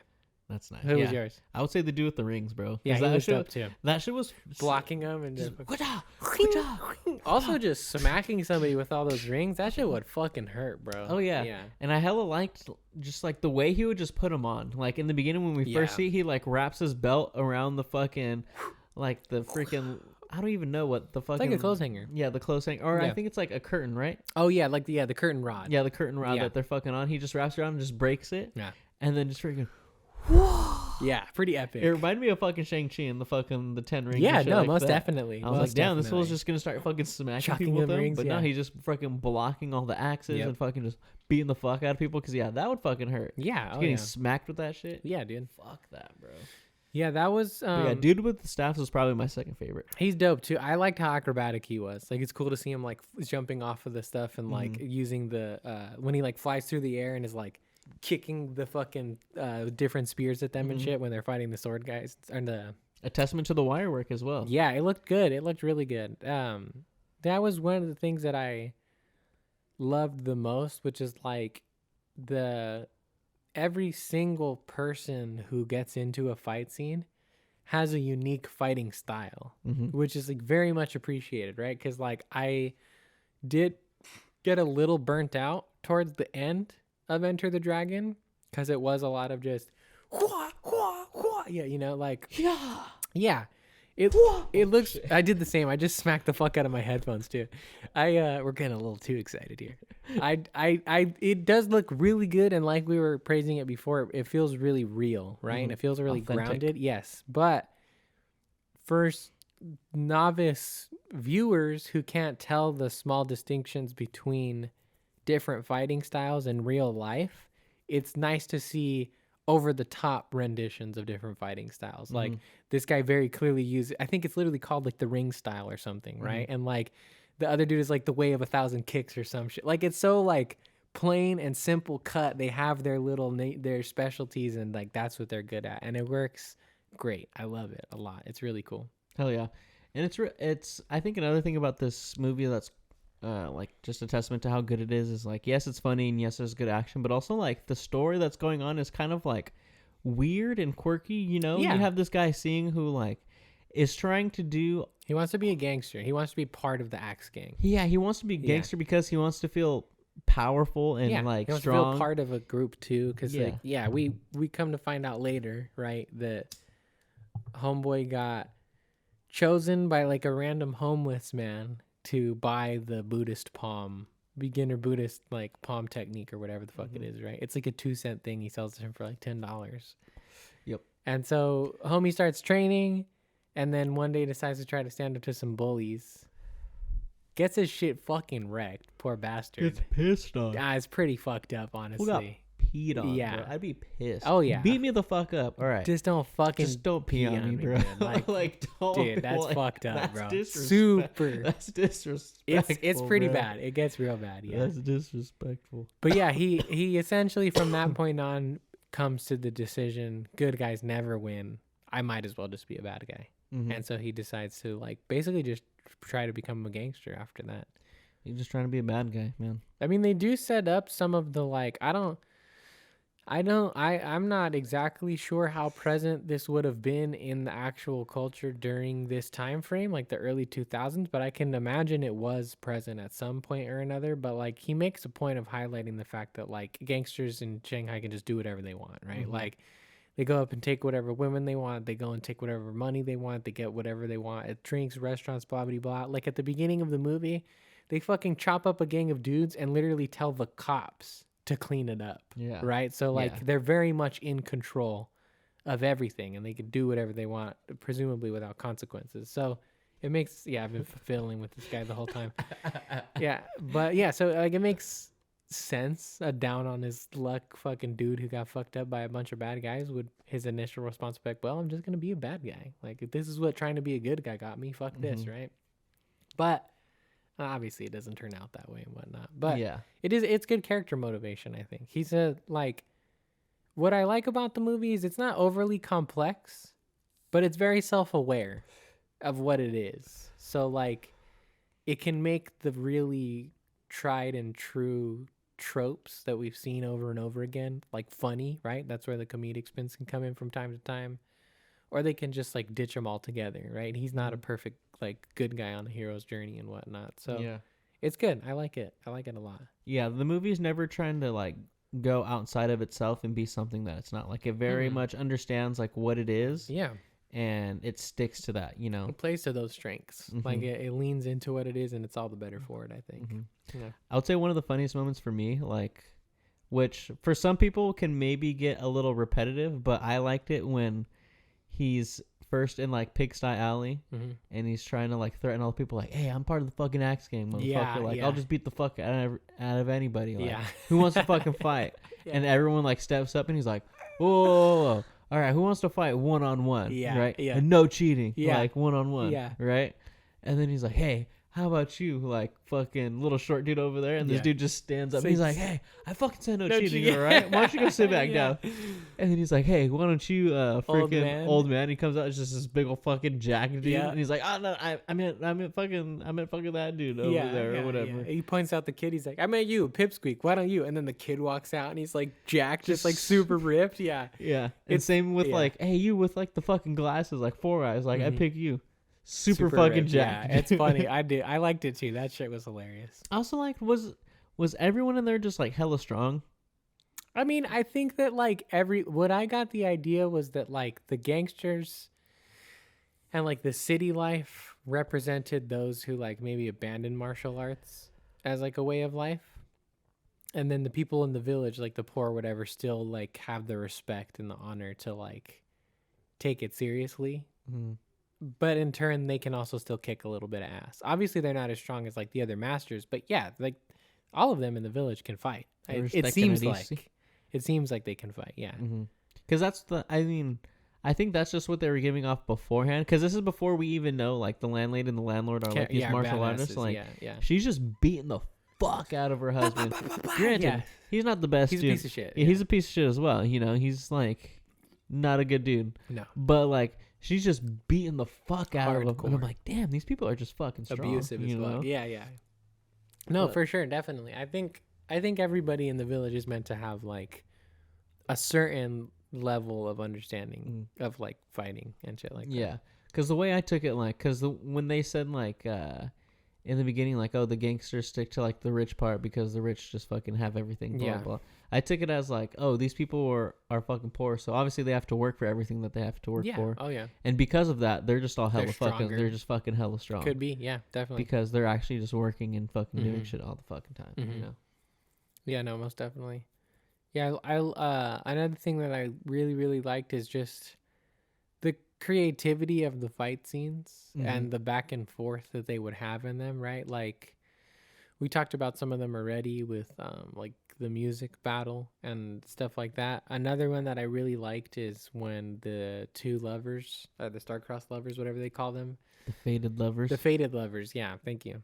When they fight the beast is another one of my favorite ones because it's just one of those classic fights where like the heroes are on the back foot and they're just kind of trying to survive this like overtly powerful like bad guy, and they outsmart him, right? Because like they hit him, she hits him with the lion's roar, and like it's not, it pushes him back, it stops him for a second, but he can withstand it, right? And he's good. Mm-hmm.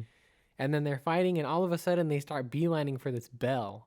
And you're like, why the fuck are they going for the funeral bell? And she's like smacking the fuck out of the top of it. And you're like, what the fuck is she doing? Like, she just keeps getting her ass handed to her. Great. And then she finally busts the last one and it comes off. Only to realize her husband is like fully aware because they've battled together as lovers, I'm assuming, like what she's doing.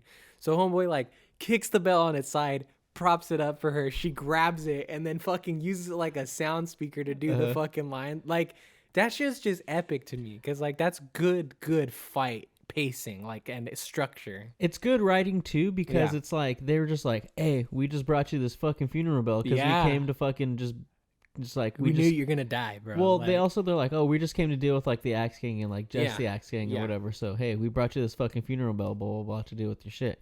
And it's just like, it's good because again, like you were saying, like you don't know what the fuck they're using the bell for. I didn't know what the fuck they're using the bell for. So I'm like, is this chick trying to like? Is she gonna make like a super big sound off of the bell? Yeah. Like, does she hit it so many fucking times where she just fucking hits it and it makes this big sound? Yeah. Like, I don't fucking know, you know.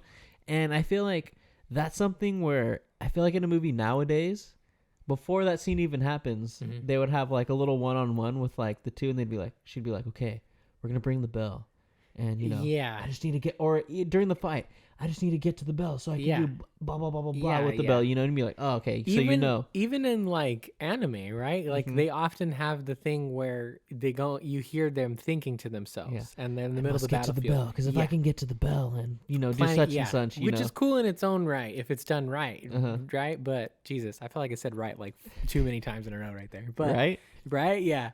But yeah, it feels you're almost surprised by it. Like they have a really good hand to show, but they're not going to show it until everything's in place. Yeah. And it's cool. It's good. And it's one of those moments where I caught myself like, oh, fuck. Oh, yeah, for sure. Shit. The fight scenes are hyphy as fuck, dude, bro. they're so crazy. Yeah, they're dope, so bro. sick. They're really like, good. I would say the one like I like the CGI in this movie. It's not the best all the time, but I like it because it's appropriate. It feels in line with the movie. It doesn't feel something that's out of place, and like that CGI back then can be super cheesy. There's a lot of movies where it is super cheesy, and like to an extent this is, but it just fits the type of movie that you're watching. You know, it fits the tone. Yeah. And like the only problem I had with the CGI was when like the Beast was doing like the flips and stuff like that. Oh, okay. That's the only time where it's like, oh, this looks kind of like looks kind of bad. Yeah, because the other one too that I noticed is when the landlady drops her husband out the window for the first time in the beginning. Whenever they go full CGI rendering of a human body, it looks Gumby-ish. Like you can tell it's like jelly. It just looks like that CGI badness or whatever. But yeah, it's very far and few in between. I agree with you. Like the effects are ridiculous even by today's standards. Like updating the level of fidelity in these effects is not the the main factor, you know, like like just taking like the chasing with Sing and the landlady, right? Hilarious, fucking fantastic, but like making that have modern graphics is not going to just make that better. No, I think it's perfect the way it is. It is. It's good because they use it they're using the CGI for comedy, right? Because very clearly they're not fucking running at like the speed of the fucking trucks. Or maybe they are because we find out that they're both very powerful, right? But it's a very over the top, almost cartoony, wind up whoop, whoop, whoop, whoop, whoop, whoop, kind of fucking like scene that just feels really good, man. It's crazy to me how many different places they go to in terms of tone, and none of it feels out of place. All of it feels like it's serving this one movie, this one like idea. It's really good. Yeah, that chase scene was probably one of my favorite parts of the movie because it is over the top and it is like you wouldn't expect to see it in a live action movie, like them, like their feet going like that, like spitting like they're in like a Looney Tunes cartoon, like Sonic the know? Hedgehog and shit, bro. Yeah, but I love when they get to the truck and like seeing obviously like slides under it, but then she like jumps over it and she does like the little slow mo pose. Yeah, that shit was fucking hilarious. It's so good. I loved it's so over the top. Yeah, I loved it. Another fucking random one that I cracked up at as well is we learn later in the movie, right, that like the girl that Singh was trying to save offered him like a lollipop, like the classic swirly rainbow colored lollipops or whatever, and he left and ran away as a kid, and he robs her like twice in the movie when he's older, and like he doesn't, I mean, either way it's bad, right? But he doesn't realize it's her till like the second time, and then even still he goes through with it and fucking breaks the lollipop like an asshole. That part's that one's terrible. That one's sad. Like there is some real emotional like hits that come, you know. They set up these characters which she's not even in the movie, but you still feel horrible for her, you know what I mean, which is good. But at the end of the movie, the reconciliation for that, super random, but Singh and his homie open up a candy store. Again, super random. I didn't know where that came from, but it's fine.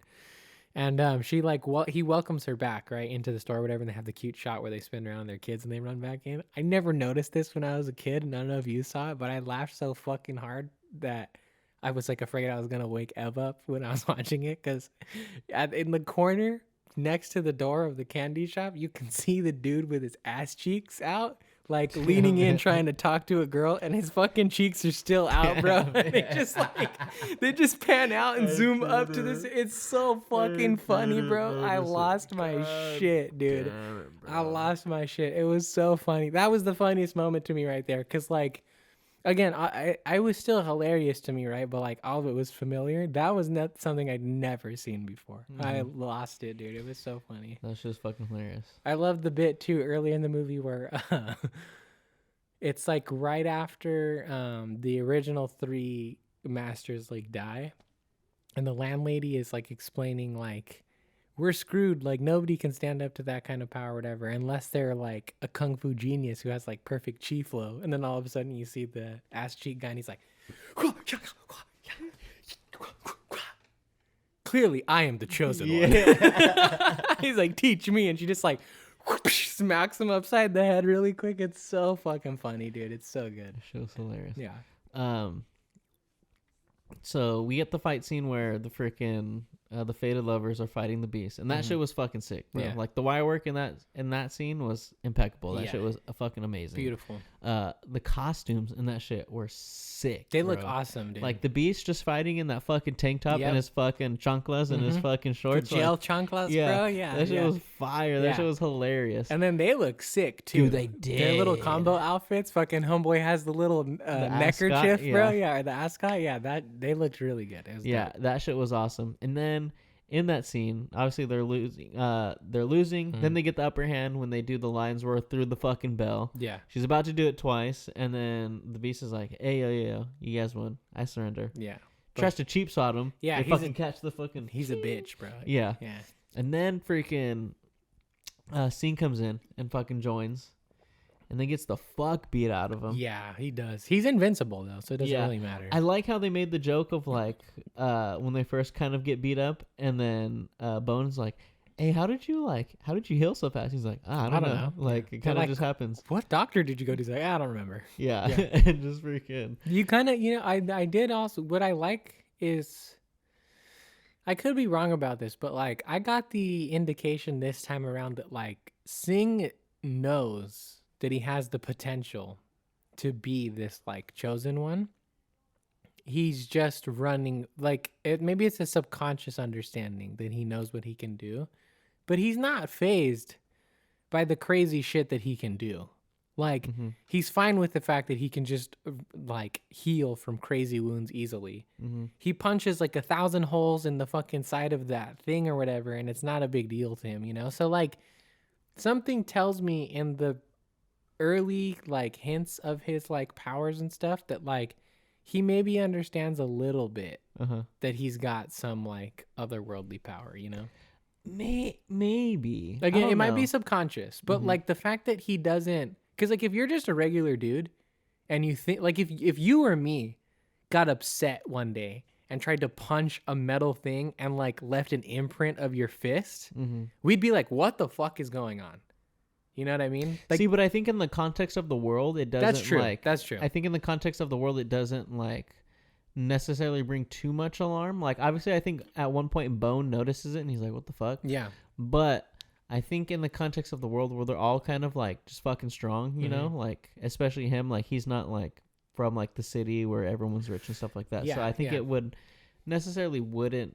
be Trip him out too much. Yeah. But yeah, it is kind of just dealt with like nonchalant, like, oh hey, you just fucking healed hella You're fast. just, like, yeah. And yeah, he gets his face beat the fuck in by the beast, and then just goes through this whole transformation. And they do make the comment like of like, oh, who knew it would have just taken like the beast to just beat the fuck out of him to unblock the chi flow. Yeah, exactly. So I think his shit was just blocked. Yeah. And he's just like every now and then, you know. He let out little bits of it and whatnot, yeah.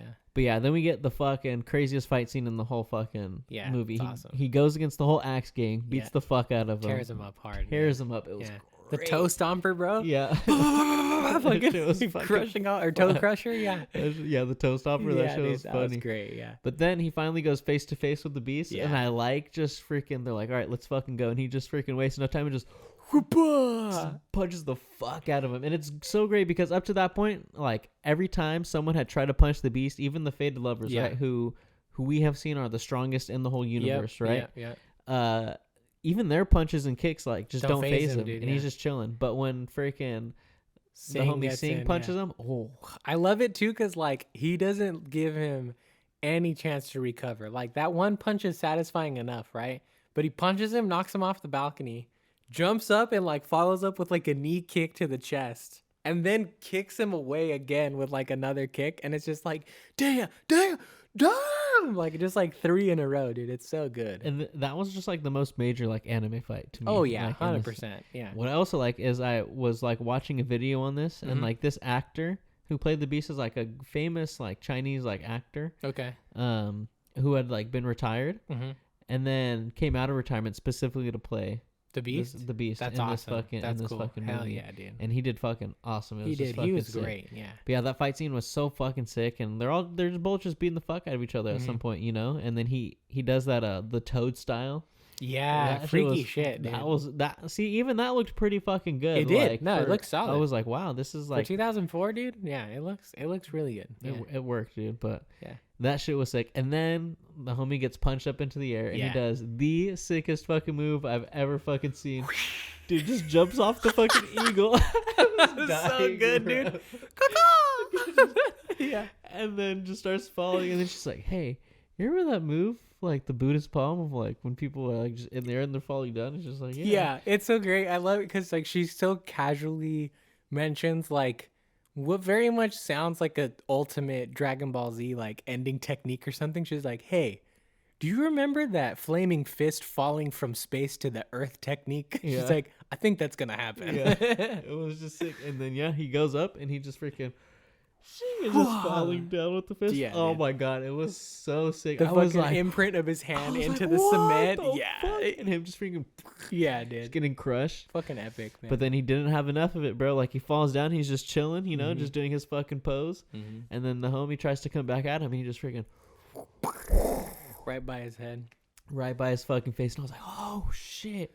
And it's just funny because that's the move he was doing earlier when he got the shit beat the fuck out of him. Yeah, when he was a kid. When he was a kid, he fucking did that fucking move. He just and then the unlocked beast his is like, chi, dude. Yeah. what is that move? And Yeah. he's like, hey man, if you want to learn, I'll teach you. That was my favorite part because that reminds me so much of like my favorite type of like shonen protagonists, which is just like the people who are just in it for the love of the fight, right? Like I think of like Goku in particular of like, yeah, man, I'll teach you. Just don't be an asshole. Like, let's just spar or whatever. Let's just fight. It's so dope, dude. It's really good. I think it's also a test to his just like character just in general that he's had his whole life, but he's just you know, obviously got soured by like when he got pissed on, basically. Yeah. Because like, you know, the dudes are beating up the little, or just picking on the little girl, and he's Mhm. like, hey, bro, like fucking Don't stop. do So that, that's yeah. shit like that's always been there, Mhm. but it just took like this moment to be like, Yeah. okay, like this is who I am. Yeah, you know? definitely. Yeah.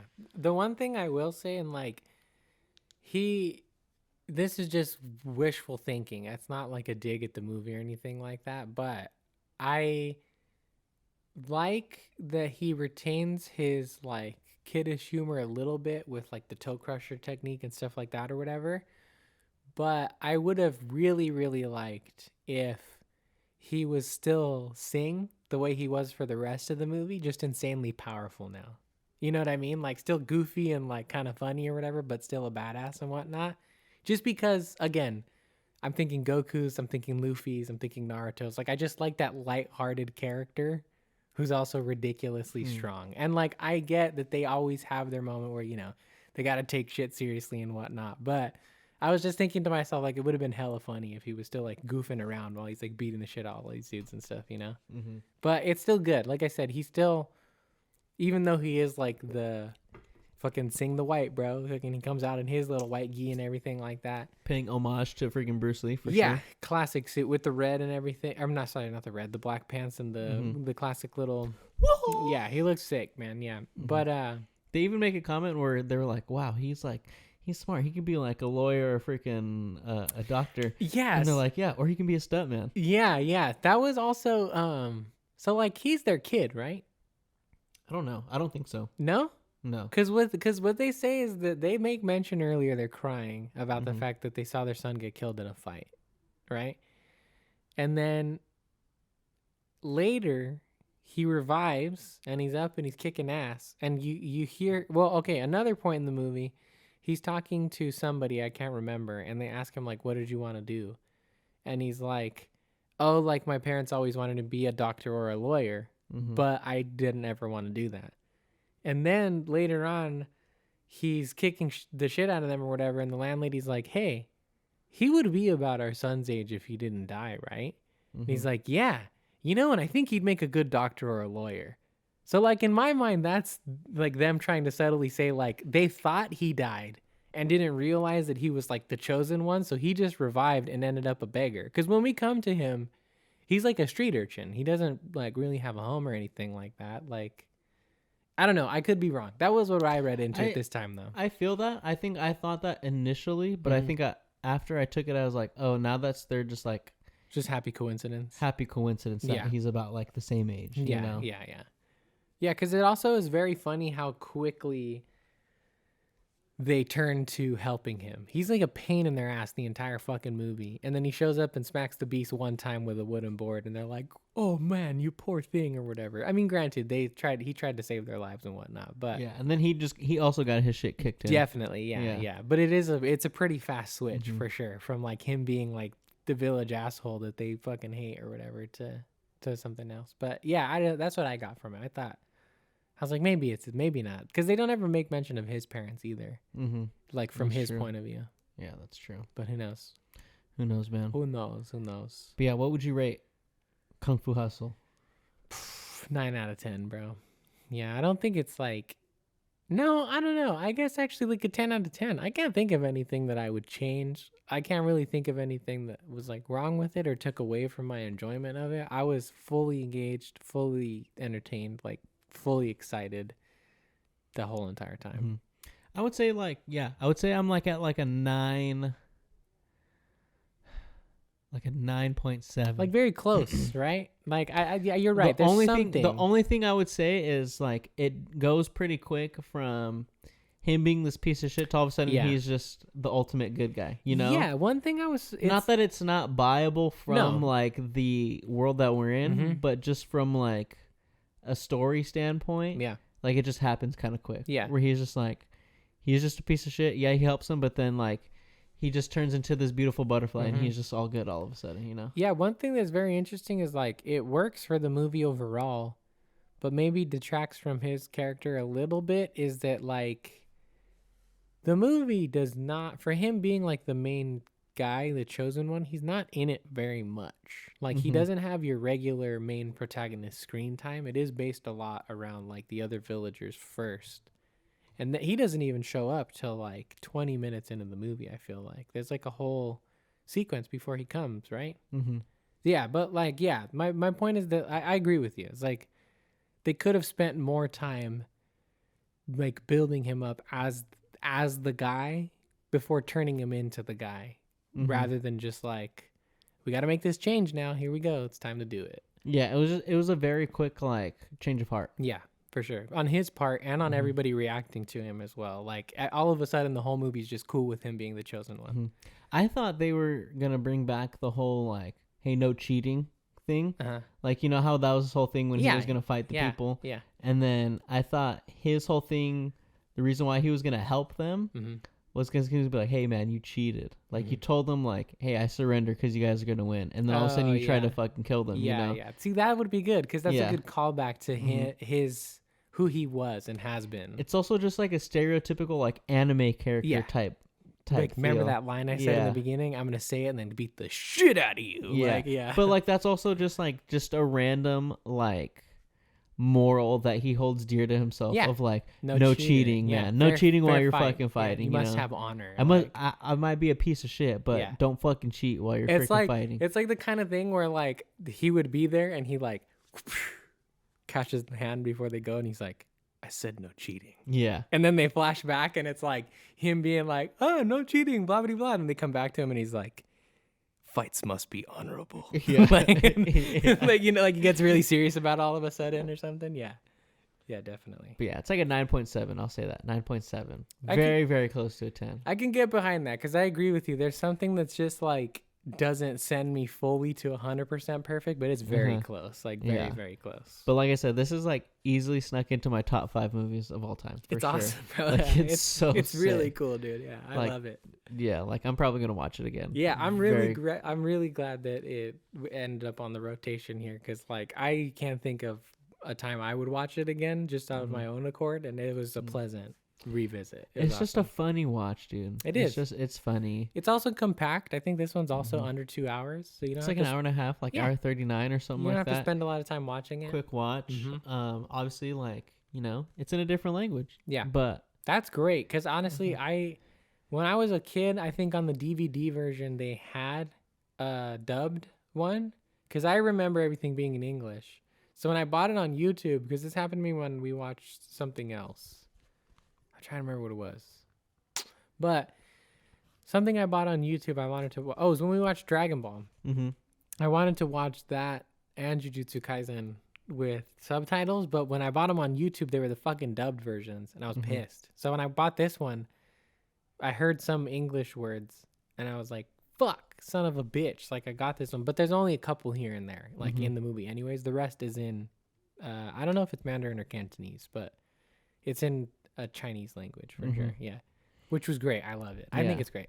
I thought the part that was funny is like one of the masters like was dying. Yeah. Like the early 3. And he like says something like in English and like the landlord's like, why don't you just say it in Chinese? Yeah, I don't understand. Yeah. I love the callback to it later, too, because then Sing's dying, and he draws the symbol of the lollipop. Yeah. And he's like, why aren't you writing in Chinese? I don't understand what you're saying. It's fucking great, dude. Yeah, it's super funny. So funny. Because, like, you'll watch an anime, and they'll, like, say some shit, and you're like, that was, like, in English. Yeah, like definitely, I always hear it in the theme songs. I feel like the theme songs always have a lot of, like, or not a lot, but a couple of, like, English words in there and stuff like that, But, yeah, that shit was funny. Yeah, it was good. Another thing I didn't talk about, like the landlord's like intro when he's fighting, like I love his just like fucking the boing that like it almost reminded me of like well like off the back of One Piece it reminded me of like Luffy, like Rubber Man type of vibes, but it also gave me like Drunken Master vibes. Yeah, where he's like moving with like Rock Lee, like Jackie Chan. Yeah, that's what it was giving. Yeah, it was great. Yeah. But yeah, this was all around fucking great movie. If you guys have never seen Kung Fu Hustle, check that shit out. It's a hidden gem. You will for not sure. be disappointed. You rent it for $3.99 on YouTube and Apple TV and probably also Amazon Prime. This makes me want to go watch. Like, we definitely need to do like Shaolin Soccer. I want to see it too. Because fucking, I've never seen it before. Homie, fucking, what's his name? Stephen Chow. Stephen Chow did fucking Shaolin Soccer. Yeah, so I'm super down. Yeah, we're gonna watch that shit. But any last words on any of these things that we've touched on today? Just a quick game recommendation. Ooh. Because immediately after these two, I got super excited about. I've played it before, but I downloaded to play it again. Play Sifu. Play Sifu? Have you ever played Sifu before? I've never. Go play Sifu. Isn't that a movie? It's a game. It might be a movie as well, but it's also a game. Isn't there a Sifu movie? Anybody out there who is interested in... How do you spell it? SIFU. Who's interested in martial arts fighting, is probably like the coolest fucking martial arts game of all time. I'm down. I'm with it. It's very good. I think it's cheap now at this point too. I'm with that shit. But definitely play it. I won't even. It's a very simple premise of a game, so just figure it out when you play it. But because of what we were talking about today, I went back and wanted to play it, and I wanted to make sure to give it a shout out because it's really good. Super Hell fun. yeah. Yeah. Play Sifu. Hell yeah. But yeah, guys, that was episode number 73. Oh yeah, 73. 73, yeah. What's also crazy is fucking Enter the Dragon came out in 1973. Oh, so we did it again. We did it again. Yeah, guys, that was episode number 73. Go and follow us on all the shits. You know what it is. 2HIGH4TV, 2OHIGH4TV. That's the number 4. Don't spell it out, motherfuckers. Sign it out. You know what I'm saying? And this is us signing out. Oh, that was good. Out here. Yeah. You know what I'm saying? So Signing this out. is... We didn't even say our names. I was your host, Ryan. This is your host, Daniel. And we are motherfucking out of here, motherfuckers. Latest. Peace. Peace.